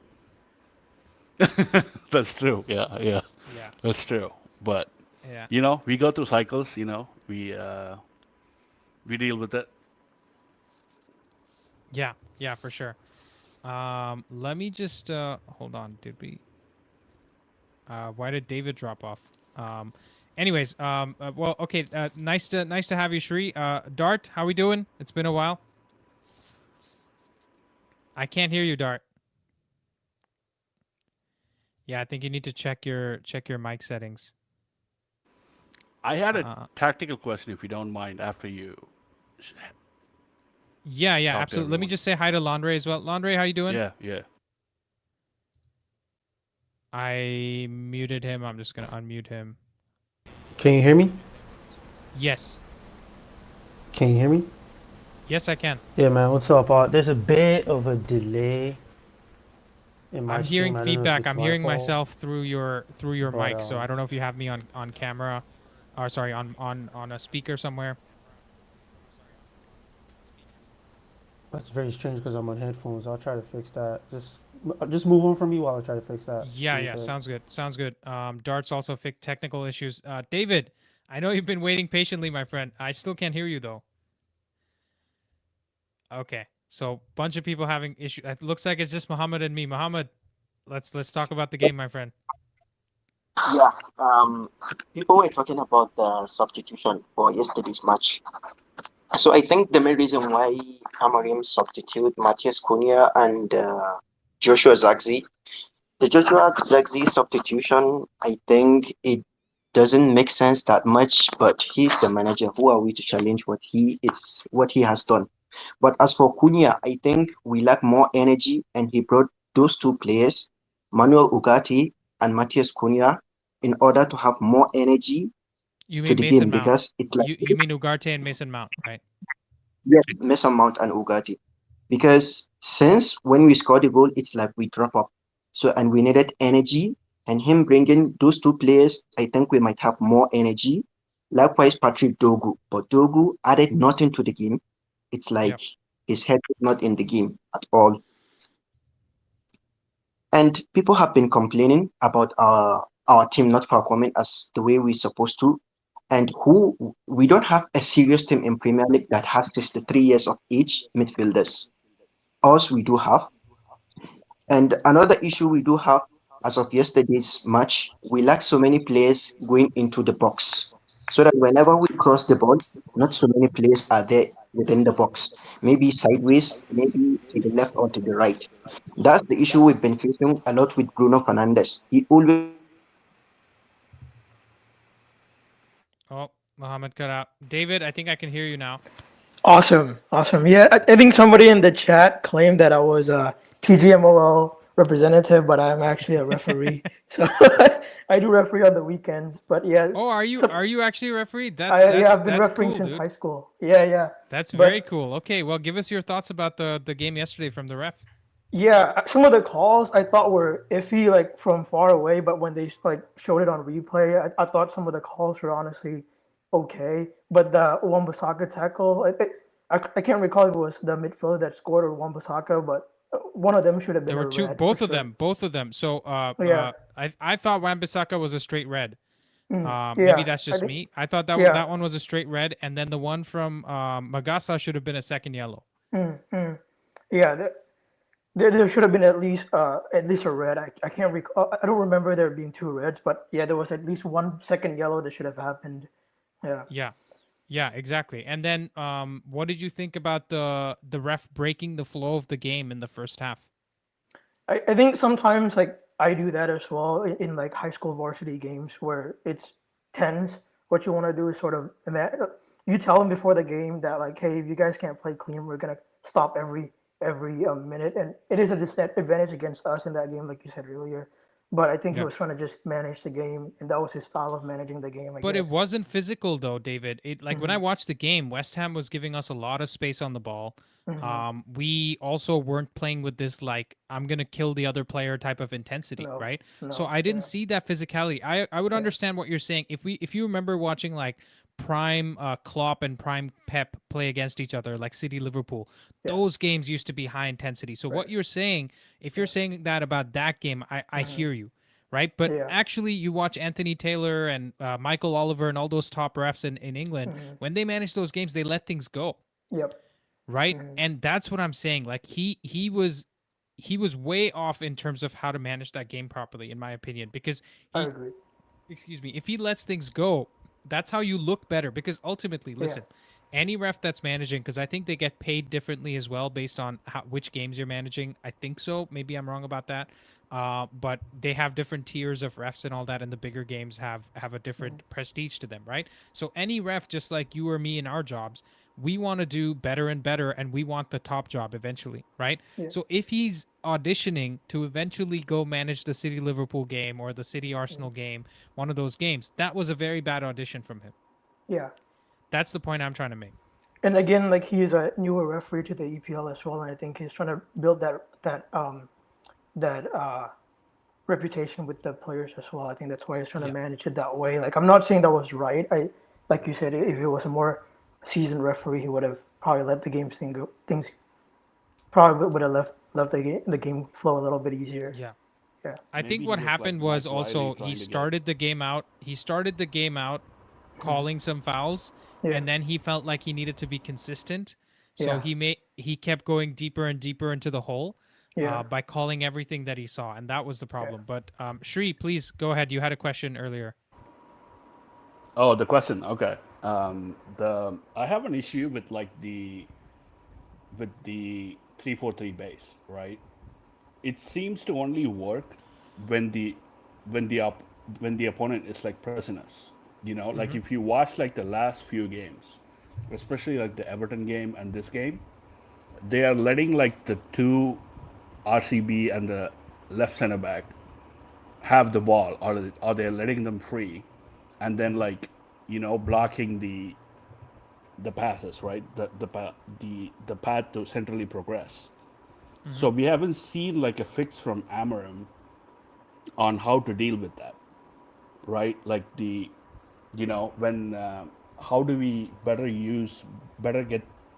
That's why we are like a little bit slower, right? Like in the home games, right? When we are playing like a better team, they are pressing us, and we can progress the ball a little faster. But what they're doing is they are letting the two you know, the two defenders other than the central defender free. They're not marking them and they're giving them time, but they're blocking the space. So I think that's like one of the problems that I have with like Ruben is like he's not like fixing issues that come up, you know, in the next game, or like try different things. Yeah. He Shri, so I have a good grasp on your question, and just to give you the tactical answer, you're not wrong that he isn't able to do these things because we're seeing it on the pitch, right? We're not good at breaking down the low blocks yet. So that's a fair observation and a fair comment. But what I will say is we've never seen system football at United before Amram. Would you agree with that? That's true. Yeah. Right? Because Ten Hag tried his system for 2 games and abandoned it. Right? Ollie didn't really have a system. He was just more like, I'll play whatever. He played 3-5-2, you know, he played a bunch of formations, whatever he thought was best to go win a game. Van Gaal was probably the last system manager we had at United. Would you agree with that? Yep. Right? And even before that, Fergie had like a, let's say, a much larger umbrella of systems, and he could, you know, adapt and coach the teams in different ways. And he wasn't the coach anyways. It was other guys doing it. So for me, when you play system football, you need all the tools in that system to make sure that system can work perfectly, right? The reason why we don't see Pep Guardiola struggling like Ruben Amorim is struggling is because they were buying him players 2 years before he even went there, right? And even then he had to buy how many players? 16 players within his first 2 seasons to actually get to winning a title and, you know, competing for multiple leagues and all that. So that would be my only thing, which is like, I agree with all that. Like I'm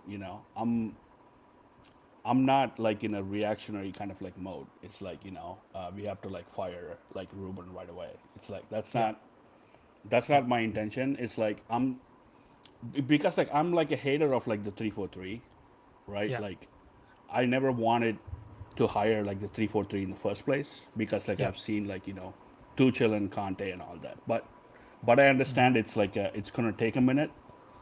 But I just want to see like you know, certain changes. But we have seen some things, right? Like we have seen the way we were progressing out of the back by like pushing De Ligt, you know, by like passing to De Ligt, and then he is like sending it over to Euro. And we have seen like other changes, like playing for like the second balls. He has been proactive, but like I just want to see better progression, right? Like when we have the ball at home, especially because like we want to win the home games, right? Like when we know that the opponent is going to sit back, block the lanes, block the passing lanes, we have to have a fix for that because it's like, you know, we can smash and grab, right? Like at Liverpool or like you know, play on a counter like against the big teams, but we have to start winning our home games against the bad teams. That's like my main concern. No, I hear you, and it's a valid concern to have. Like I don't want to poo-poo your concern because it's totally valid, right? I've people have been calling me a gaslighter, a professional gaslighter, so I don't want to do that because your concern is valid. But I'm just giving you reasons for why it's not where we want it to be, right? And that you see, Amram was pissed in his press conference yesterday, and the best reason I can think of for why he was pissed is because he saw this game as an opportunity to go and, you know, win the game, get some people off of his back, and you know the team wasn't able to get the job done. So based on the tools that he has, even the substitutions discussion that we had at length with the previous panelists, it's like what. I haven't heard someone tell me which players he should have brought onto the pitch, because are you saying Malacia would have done better than Dorgu, right? Like, are we saying whoever else we didn't bring off the bench would have done better? He just has a dead squad right now. The 3 players that we brought him have unfortunately been inconsistently injured, right? Because when Šeško's playing, Cunha's not playing. When Cunha's playing, Šeško's not playing. And sometimes they're both not playing. So what is the guy supposed to do? And now Mbumo's dead on his feet because he's played every minute of every game. And I even fear for the Cameroonian fans in the chat because they must be like, dude, this guy looks dead on his feet for United. What is he going to come and do at AFCON? Right? So we have No, so many no, concerns with the like team, it's man. like yeah, I think like the fans were like really frustrated to see like Ugarte instead of like Mainoo, and like I don't really have like an issue with like his in-game changes. Like most of them like made sense except like the Ugarte one. And Yeah. like you cannot be like asking like in the press conference like like why you're not bringing Shea Lacey on, or like he has never played in the Premier League, bro. Like you have to have, you cannot do that, like Yeah. but yeah, that was my question. I want to see like if you had any thoughts about like that, how we can Yeah. solve that issue. No, that's fair. And let's go to Shant here and get his thoughts. Dart, is your mic working? Can you say something? We can't hear you still. Just check your mic settings at the bottom. Maybe you have some settings, or on the right hand side where you see your details. Just make sure it's the right mic that's connected. I know this is a new software, so it just says no microphone for you. That's why. I think you don't have a microphone connected. So maybe you can figure it out. Maybe you can't. We'll see what we can do. But Avon, welcome to the discussion. How you doing? Hey guys, what's up? How's it going, man? That's how we're feeling after that game. But you guys hear me? Shant, Yes. yes we can. Yeah, we can hear yes you. we can. Yeah. Shant, go ahead. Yeah. Thoughts, reactions. So, yeah. So yesterday I was pretty deflated, but I think Nelson's perspective yesterday was very enlightening, because again, like, fans want to get on and they want to just argue their points and they want to show how their worldview is right. And sometimes when you get so committed to having one type of agenda, you get yourself like not able to zoom out. And I remember I told you earlier that I wrote a bunch of thoughts with regards to how the squad came to be, how the stature of United came to be, and where we really lost our, dominance in world football. And it was like a decade going. So I read back the words that I wrote, and it's just so analogous to like what's going on in the current media cycle of like a result happens and just the reaction. The fans are divided. They want to see it's. I don't believe fans want to see our club fail, and the ones that do are extremely toxic. That is just not like that. Those are trolls. But for people to be hammering out, I understand why. I get it. I completely understand the reasons for why. Just like Shri said, doesn't enjoy the way the 3-4-3 sets up. Hasn't seen a maximization in their estimation of players' talents, individual talents, and looking at how competitive or wide open the current league is, that compounds with the frustration that this team should be doing better. Sean, But just to interrupt you quickly, there's a comment up on screen that says, besides Arsenal, every team should start every game thinking they're 1-0 down, because every team has a couple of chances and a goal in them. And this is a fantastic point. To your point about how competitive it is, guys, Manchester City, the most successful team in the last 10 years, was 5-1 up against Fulham, and they almost bottled it. Okay, and they probably should have actually conceded 4 goals. So that tells you how competitive this league is, and it's hard to process all of these variables together for the human mind. I get it. It's a normal thing how you guys are feeling about being negative. I'm not saying you shouldn't be that, but try to understand a few things to make the situation better for yourself, so you're not just apathetic towards the club, like I said in the beginning. But Sean, please continue. Yeah. No. I mean, it's a good point, and that does piggyback off of like what we saw Chelsea. I mean, they looked very, very unspectacular against Leeds and all these other teams that dropped points, and like how the fixture landscape was looking and the opportunity to gain points. We've lost now it's almost been consecutive weeks really to gain standings. So the disappointment is palpable, it's felt, and the frustration is warranted. I get that. But then I also have to get real. I have to analyze, is this team as it was constructed before Ruben came in and where it is right now? Is it constructed to really have those expectations of a 60-70% vision of where Amarin's at? If you say it from a roster perspective, you say, hey, we've added in the attack, so we've added a lot of support. We've added Dorgu, so that was the left wing back. All of these different factors of what happened in the previous windows, I would still say great. Now, what were the extenuating factors to the West Ham game? Our back line was chopped and changed. We had players not playing into form, 2 injury concerns off of already an existing injury concern happening with Cunha. You had Xerxes and Mount, Delict and Mount, sorry. But then Xerxes going off of exhaustion because, of course, he doesn't have the match fitness and sharpness. To play 290s, yeah. Exactly. So the positives I take away from the West Ham game were we scored a goal from a position of more balance in the structure. I felt we were too dominant on one side, which, listen, to get goals in this league, you take them as they come. But I did like seeing a lot more preference in attacking phase towards that left. Okay. But then what happens? The structural stability of Delo is gone because he gets injured. Our players are winded. Heaven, who I really didn't think put in too many wrong feet. I think if this game was played a decade ago or 2 decades ago, he might not even have a yellow. It might not even be called for certain things. So that brash challenge that he had was just, it was the circumstances of the game should not be extrapolated to an overwhelming judgment of where this team could be.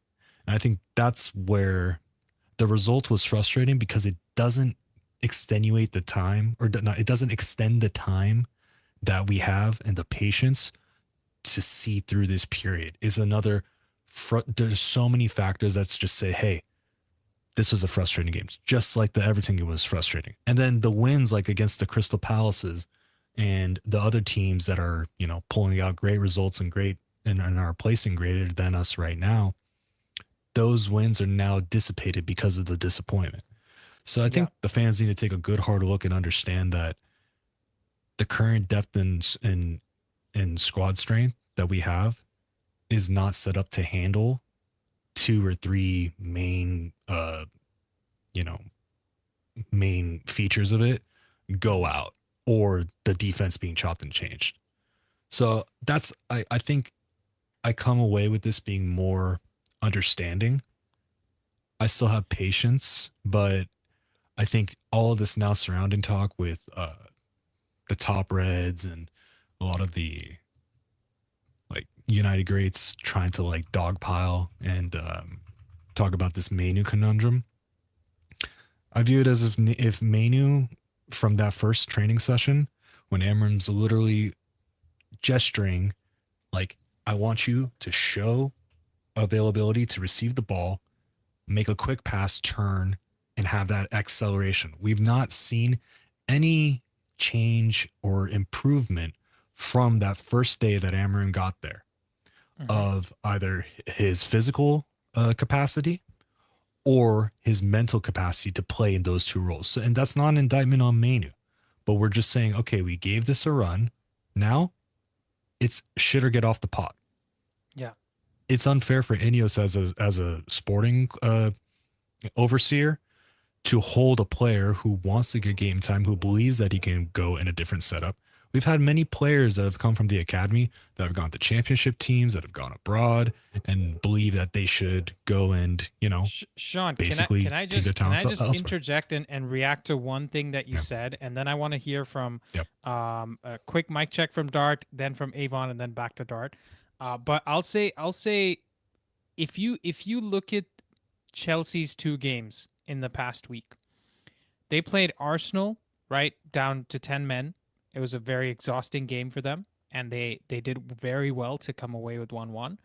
And what did we see from them against Leeds? We saw them lose 3-1, right?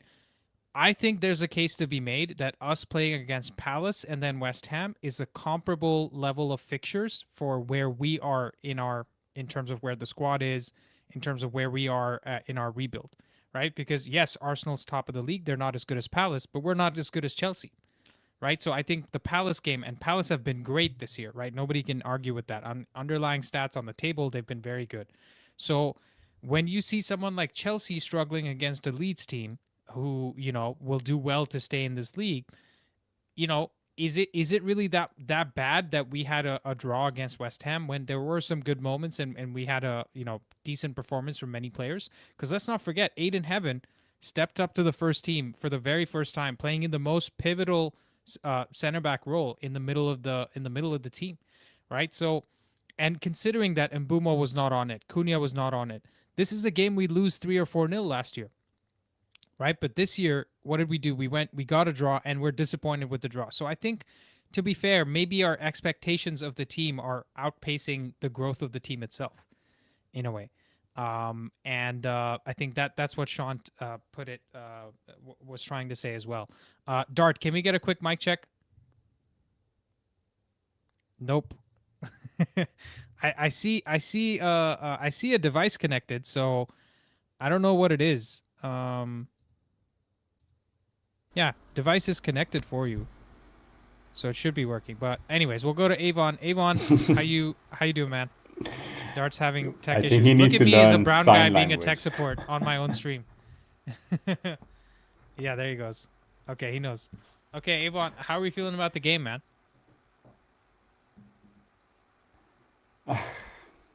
Well, unlike most of the people here, I come from maybe the other side, let's say a converted United fan, because no, I mean, I was more, let's say, the kind who was following, the other loud channels, and then I came across good channels like you, Samix, and let's say I had to learn this way of seeing football. So I think my view is a little different, because I feel even with this squad, we should have gotten the results that we should have. There were games we should have closed. I mean, these are professional players, and we have to expect them to just hold on to a lead or play out a game. Even the Brighton game was, we were winning comfortably 3-0. I remember the atmosphere in the ground. I had goosebumps. I was remembering, I don't know, the 2000, the 1999 seasons, how the crowd was singing. It was, amazing. And then we went down to 3-2, and, everything changed. And I think there's a big mentality problem in the team. And yeah, I'm disappointed, but yeah, I don't want Amram out, because I think that he is the right manager. I come from the Ralf Ragnick place, because I followed him when he was building at Leipzig. With Leipzig. And so I'm just disappointed. I think the boys could have done better, and it was just disappointing. If only every United fan was like Avon here, because that's very fair, right? You're disappointed in the players, you're disappointed with the result, and the fact that we didn't capitalize on another opportunity. Because I was banging the drum on about this again. I keep going back to the Stat Patters episode we did where we set 7 points in 5 games, and everyone was so upset. People were like, "Bro, if you predict anything less than 15, you're not a United fan," right? Like, that was the type of stuff that I was getting. And the truth is, this team is maddeningly inconsistent, right? Maddeningly so. And not just, it would be one thing if we just lost all 3 games. No, we went and won the most difficult one at Palace away, and we drew and lost the 2 games that should have been. To interject, I think yours and Rishi's estimation of like the point output was so much more realistic, taking into consideration that Sheshko is out. AFCON is going to come around right after. A lot of pressure on these players. any type of like change, like at that time you were taking into consideration a Delict that was playing like player of the season for us up until these games. You were also taking into consideration Mbumo firing on all cylinders. You were harping in on the expectations from a mentality statement, just like Yvonne said, that this team is not capable of really going to that next level this year. And some of it you wonder, is it a part of their personality that they have to unlearn, or is it an environment thing where these players are just not going to excel in that environment, therefore we need to maximize players who are at a higher level with a better system compatibility so that it can inspire more confidence. So when they get into these positions where they're one up against West Ham and they've changed so many players, do they have enough confidence in still attacking? There's a good book with regards to like sports philosophy. I saw Harrison from H2MEFC. He posted it, said it was like a little table grid. I said in football, when you go up 1-0, the instinct is to hang on to the lead when you're feeling that you're insecure. And that's what I saw. I saw desperation and anxiety in the player's sense. It might not have been from the manager's sense. We don't have the manager cam. We don't have the tactical view of what he's at. We're not in the dressing room understanding what he's asking from the players. But instinctually, the players are still going into, we're nervous. We just have to, hold on to this. Whereas what you have to do is continue piling on an attack, continue bringing on pressure. That's when you get the second goal. And that was my initial visceral reaction was, why didn't we smell blood? This is West Ham. We need to go for it. And that's because of a lack of comfort. Once these guys get discomforted, this is soft underbelly. Sorry, go ahead. Yeah, sorry. The soft underbelly point. It's like the decision of like not getting a midfielder in the off season instead of like buying like three forwards is finally like coming back to bite us, right? Like, because it's like Casemiro, it's admirable like how he's like turned, his fortunes around, but like he would not be playing, right? Like if he had a midfielder, right? Like if he had a Baleba or somebody, right? He would not be playing. And like in these situations where there are like transitions, the best thing he does is like gets a yellow card by like tackling in transition, right? Like, so like we don't have that. We do have that soft underbelly where like we are not able to control, like we are not the game because like our midfield sucks. I just want to add on to Sean's point. I've Yeah. just one point, just adding to the whole thing. It's just funny, before the transfer season started, we were talking about getting loans for, some players, and then we managed to have that really good transfer season, and people just forgot what were our expectations before the transfer season started. Who was talking about, maybe Cunha, yes, because we had that already done, but think about Mbuemo and Sesko. It was all about sell I to think buy. people just It was forget all about it sell is to a buy. project. Yeah. Exactly. So, no, I think people just forget it, that, okay, they've done something, they've invested in the club. I think it's also because they've broken down the payments. So, we have to get behind the club. I think, yes, from the game, I was really, from Cunha and from Mbuemo. I expected much more from them from yesterday's game. They really were the two players who really disappointed me from the game yesterday. But Ruben himself, like, sorry, let me quick point. Like Ruben himself said, like Cunha might not be good, but he's gonna have those moments. Like in the pre-match, he said that. He literally said like he's just picking him because like he's gonna create a moment. But go ahead, sorry. No, but I don't think against West Ham you need a player with moments. I think against teams where you're supposed to dominate the game, you need players who are going to do the patterns and get it. I think moments players, I believe is for. No, I'm just saying what Ruben said. Sorry. Okay, then like I said, I'm only a fan. It If the also manager said so, gets then lost that in is it. But translation a little I bit think when a he speaks moment's in player English. is for like Right. Liverpool. No, I mean, like what Amram says That's gets true, lost that's in true. translation That's a little true, bit yeah. because English isn't his first language. So sometimes when he says struggle, he doesn't mean struggle in the way we know struggle, right? He means more like he's trying to figure it out, and he's gonna come good because he said that about Sheshko, right? That Sheshko is struggling, but I don't think he means it in the way that we understand it. So that's important to keep in Yeah, mind. that's true. Yeah. But I think so. Here's the thing, right? Like, if we want to break down a low block, because dude, let's make no qualms about it. West Ham's play style was 8 players in the box, like super narrow, just defending the goal, right? What happened? Oh, okay. What happened? No, Sean dropped off. Nelson's asking where the match shouts are. Okay, yeah, no worries, Nelson. We'll catch you later, man. But yeah, so what was I gonna say? Yeah, it's super interesting, guys. I just want to leave you guys with a parting thought because we're around 2 hours here. And obviously, I'd love to keep going all day because the fact that we could even talk for 2 hours about the same club every single day amazes me. And the fact that you guys are here, we still have 100 people live, man, watching 2 hours in. And that's just a community that hopefully we can keep building and growing on. So I appreciate all of you. Last parting thought I want to give, and we'll get everyone's reactions here because I don't want to shortchange anybody.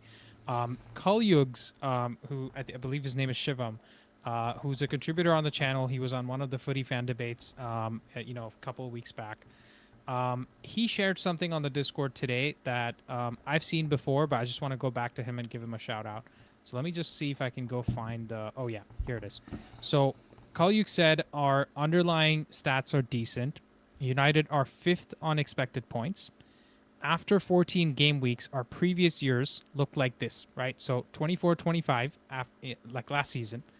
After 14 game weeks on expected points, we were 11th in the table, right? 23-24, which is 2 seasons ago, we were 12th on expected points. 22-23, which is Ten Hag's first season, we were 8th on expected points. Ollie's last season, we were 12th on expected points, and Ollie's second season, which is the season where we finished 3rd, I think, or 2nd, we were 9th on expected points. So you compare us to I did not almost, know that. yeah, the last 6 seasons, we are still performing better, and I would argue that some of those seasons we had better squads or better starting 11s based on what the manager wanted to do, right? So in this situation, we have to look at it as underlying stats are looking good. The circus around the media is so negative that we can't help but feel negative, right?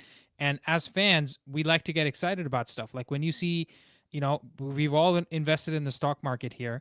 When you see a stock going up, your first thought is, let me buy it, right? Whereas the truth is you should be buying stock when it's down, not when it goes up. So that's what we need to realize about this team, that the stock is on the rise. We need to be buying into Amarim, not selling the Amarim stock because it's low, right? That's the point I want to make.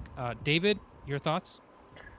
I think the eye test and like the expected points and goals and all of that looks great. I think the thing that hurts Ruben Amorim more, and it shouldn't, is last season, especially the fact that we made it all the way to the final and losing that final. I think hurts. A lot of fans, I think, still carry that wound around, and I think that goes into like a very negative pile. If he had won that, I think he would have retained a lot of the support from the fans. But I think last season hurt his point tally to the fans, I think, the most, and it shouldn't, but it does. I think. Yeah, Ten that's fair. Hag So you're saying for the perception is worse than reality, is your point, because right, of last season. Yeah. Like you can't undo that. You can't like take away that memory or like just sever that memory out of our experience losing to Spurs that final and like having that opportunity to make it to the Champions League and all of that.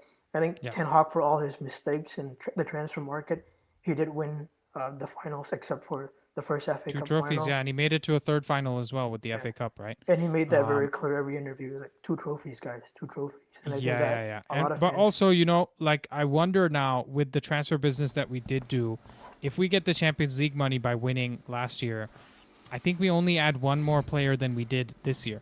which is maybe a Probably. Baleba or something. But then we would have so many more fixtures to play. And now we're looking dead on our feet with just like 2 Premier League games in a week. How how would we look against the better Champions League teams, right? That would be the Right. question. But I think anyways, interesting point.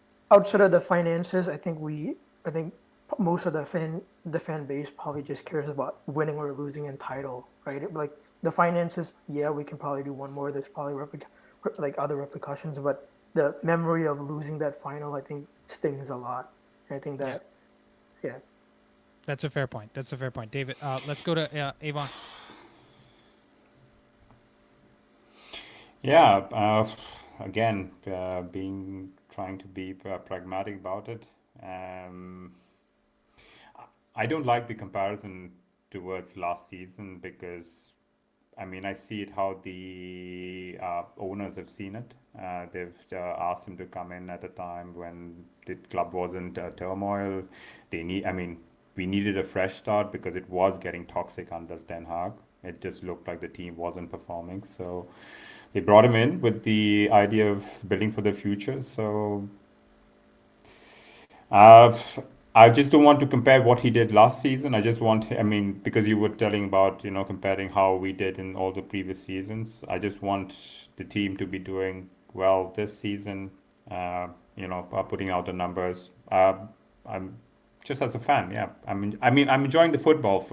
After a long time, I must say, just as a fan, I enjoy the football. I enjoy how the team is playing. It's first time. After so many years, where I see, okay, there are patterns being built. It's not just counter attack and just launch the ball Yeah. forward and follow it. Exactly. So I'm so glad to hear you say that, man, because I think that gets lost a little bit in all the negativity that we're discussing. That forget about the stats, forget about everything else. On the eye test, given the players that we have, we are actually trying to do things right.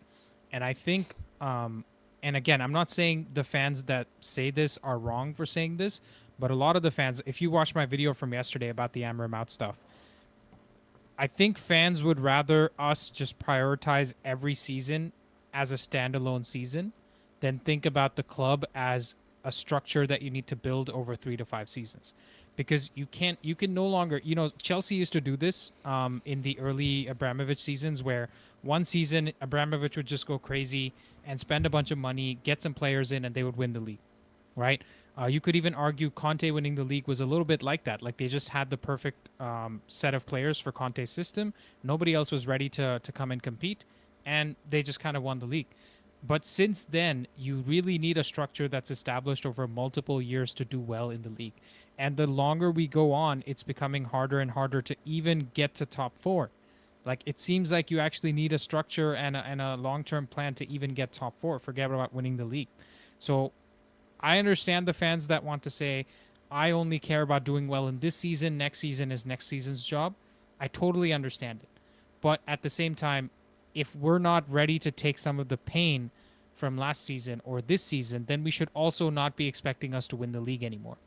That's kind of the point I'm trying to make. I think we need to go through some of the pain in order to actually get to where we want to be. Because I think the team, the fans are a little bit expecting us to just go these 3 games that we just had, Everton, Palace, and West Ham. They're just expecting us to win all 3 of them, right? And we're not Arsenal. We're not City. And City can barely do it right now. And how much money have they spent? And they have the best striker in the world, right? So we need to be realistic about these goals and these targets. And I know every single fan that's being negative, overly negative in my opinion, has a job that they do, has something else in their life where they have difficult goals and they take time to achieve them. Why can't you have the same feeling towards United? That's the part I don't understand, right? But Shri, sorry. yeah, go ahead. that's a very well. Sorry, no, go ahead. No, Go for it. sorry. No, you say, It finish just your point and we'll go to resonated Shri. with me because that's how I felt for a very long time. Where I was like, okay, we need to win. And what are we doing to win the Premier League this season? Which star are we getting? And so for me, it has also been like a whole mentality change to understand. Okay, and it was so funny because I would say, in my private life, the company that I would never imagine my company without the solid base that we created, right? And then I never carried it over to football, and then but thanks to you guys, now I can see that, and I'm grateful. Thank you. So thank you for Yeah, doing of the course, great man. job. Happy to be. You won't catch me. You don't need to thank me for that, because that's the only thing I know. I can't, like, I'm just me, and it seems like I appear as the voice of reason. You know what I'm saying? Like, I'm actually not trying to be the voice of reason. That's just who I am in terms of what I see on the pitch and where this club is. I wouldn't be saying the same things about the tail end of Ten Hag, really, because in my opinion, that was just us getting rid of him that in the middle of the season wasn't the right thing to do. I'll still stand by that, because what did we really achieve? But fair enough. Amram got in. He got to learn his whatever, go through the shit that he needed to go through in order to become as good as he is now. But Shri, your thoughts? Yeah, I'll keep it short. Like the 15th, having a 15th on a record is like a really like a unfortunate thing to have, which hasn't happened in decades. So that's obviously that's why people are like a little bit like not sold on Ruben, like David said, and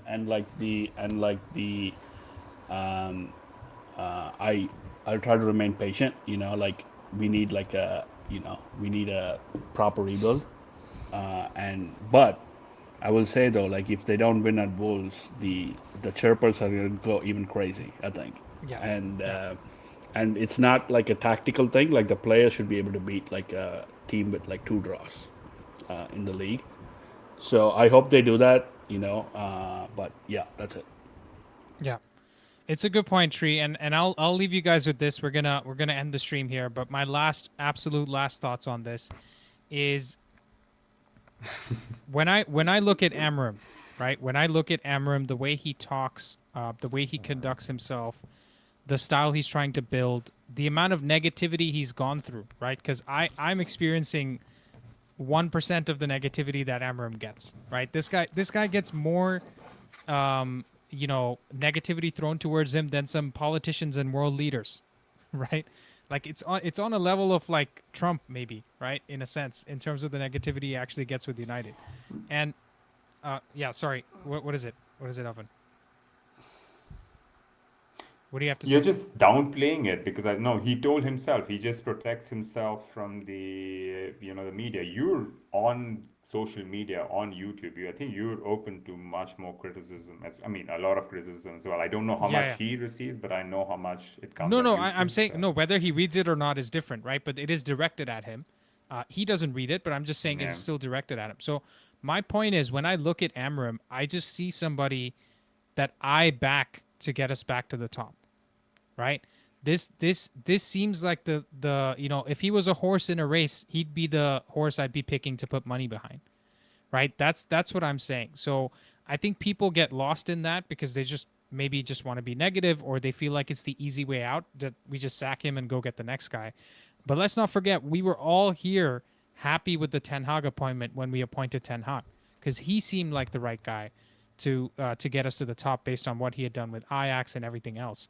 So that would just be my parting thought, which is for me, Amram is the horse I want to back. He's the horse I want to succeed. And if, Oven was just talking about his own company and all that, if you want to motivate a struggling employee, you don't constantly tell him how shit he is, right? You tell him how he can improve. You have constructive criticism. Very true. And you go tell him, listen, we see X, Y, and Z. They're doing better with the same instructions. So maybe here's what you can do to improve. And that's what we try to do. We're not just saying Amram has been great. We're saying he's been bad, but here are the mitigating circumstances, and here's why I think he can come good. And listen, maybe he's a construction worker with no shovel, and he isn't able to dig a ditch. And all we're saying is, let's get him a shovel in January. Let's get him a bunch more PPE in summer, and then maybe he can do his job properly, right? So that's the kind of perspective I want to add here. But guys, I appreciate you so much. I appreciate the live chat. There's 80 people still watching, even after I said goodbye. GG's. You guys are the goats, man. David, thank you so much. Oven, Thanks, thank you Andy. so much. Shri, thank you so much. Thank GG's. you. Thanks. Thank you, guys. See you guys later, man.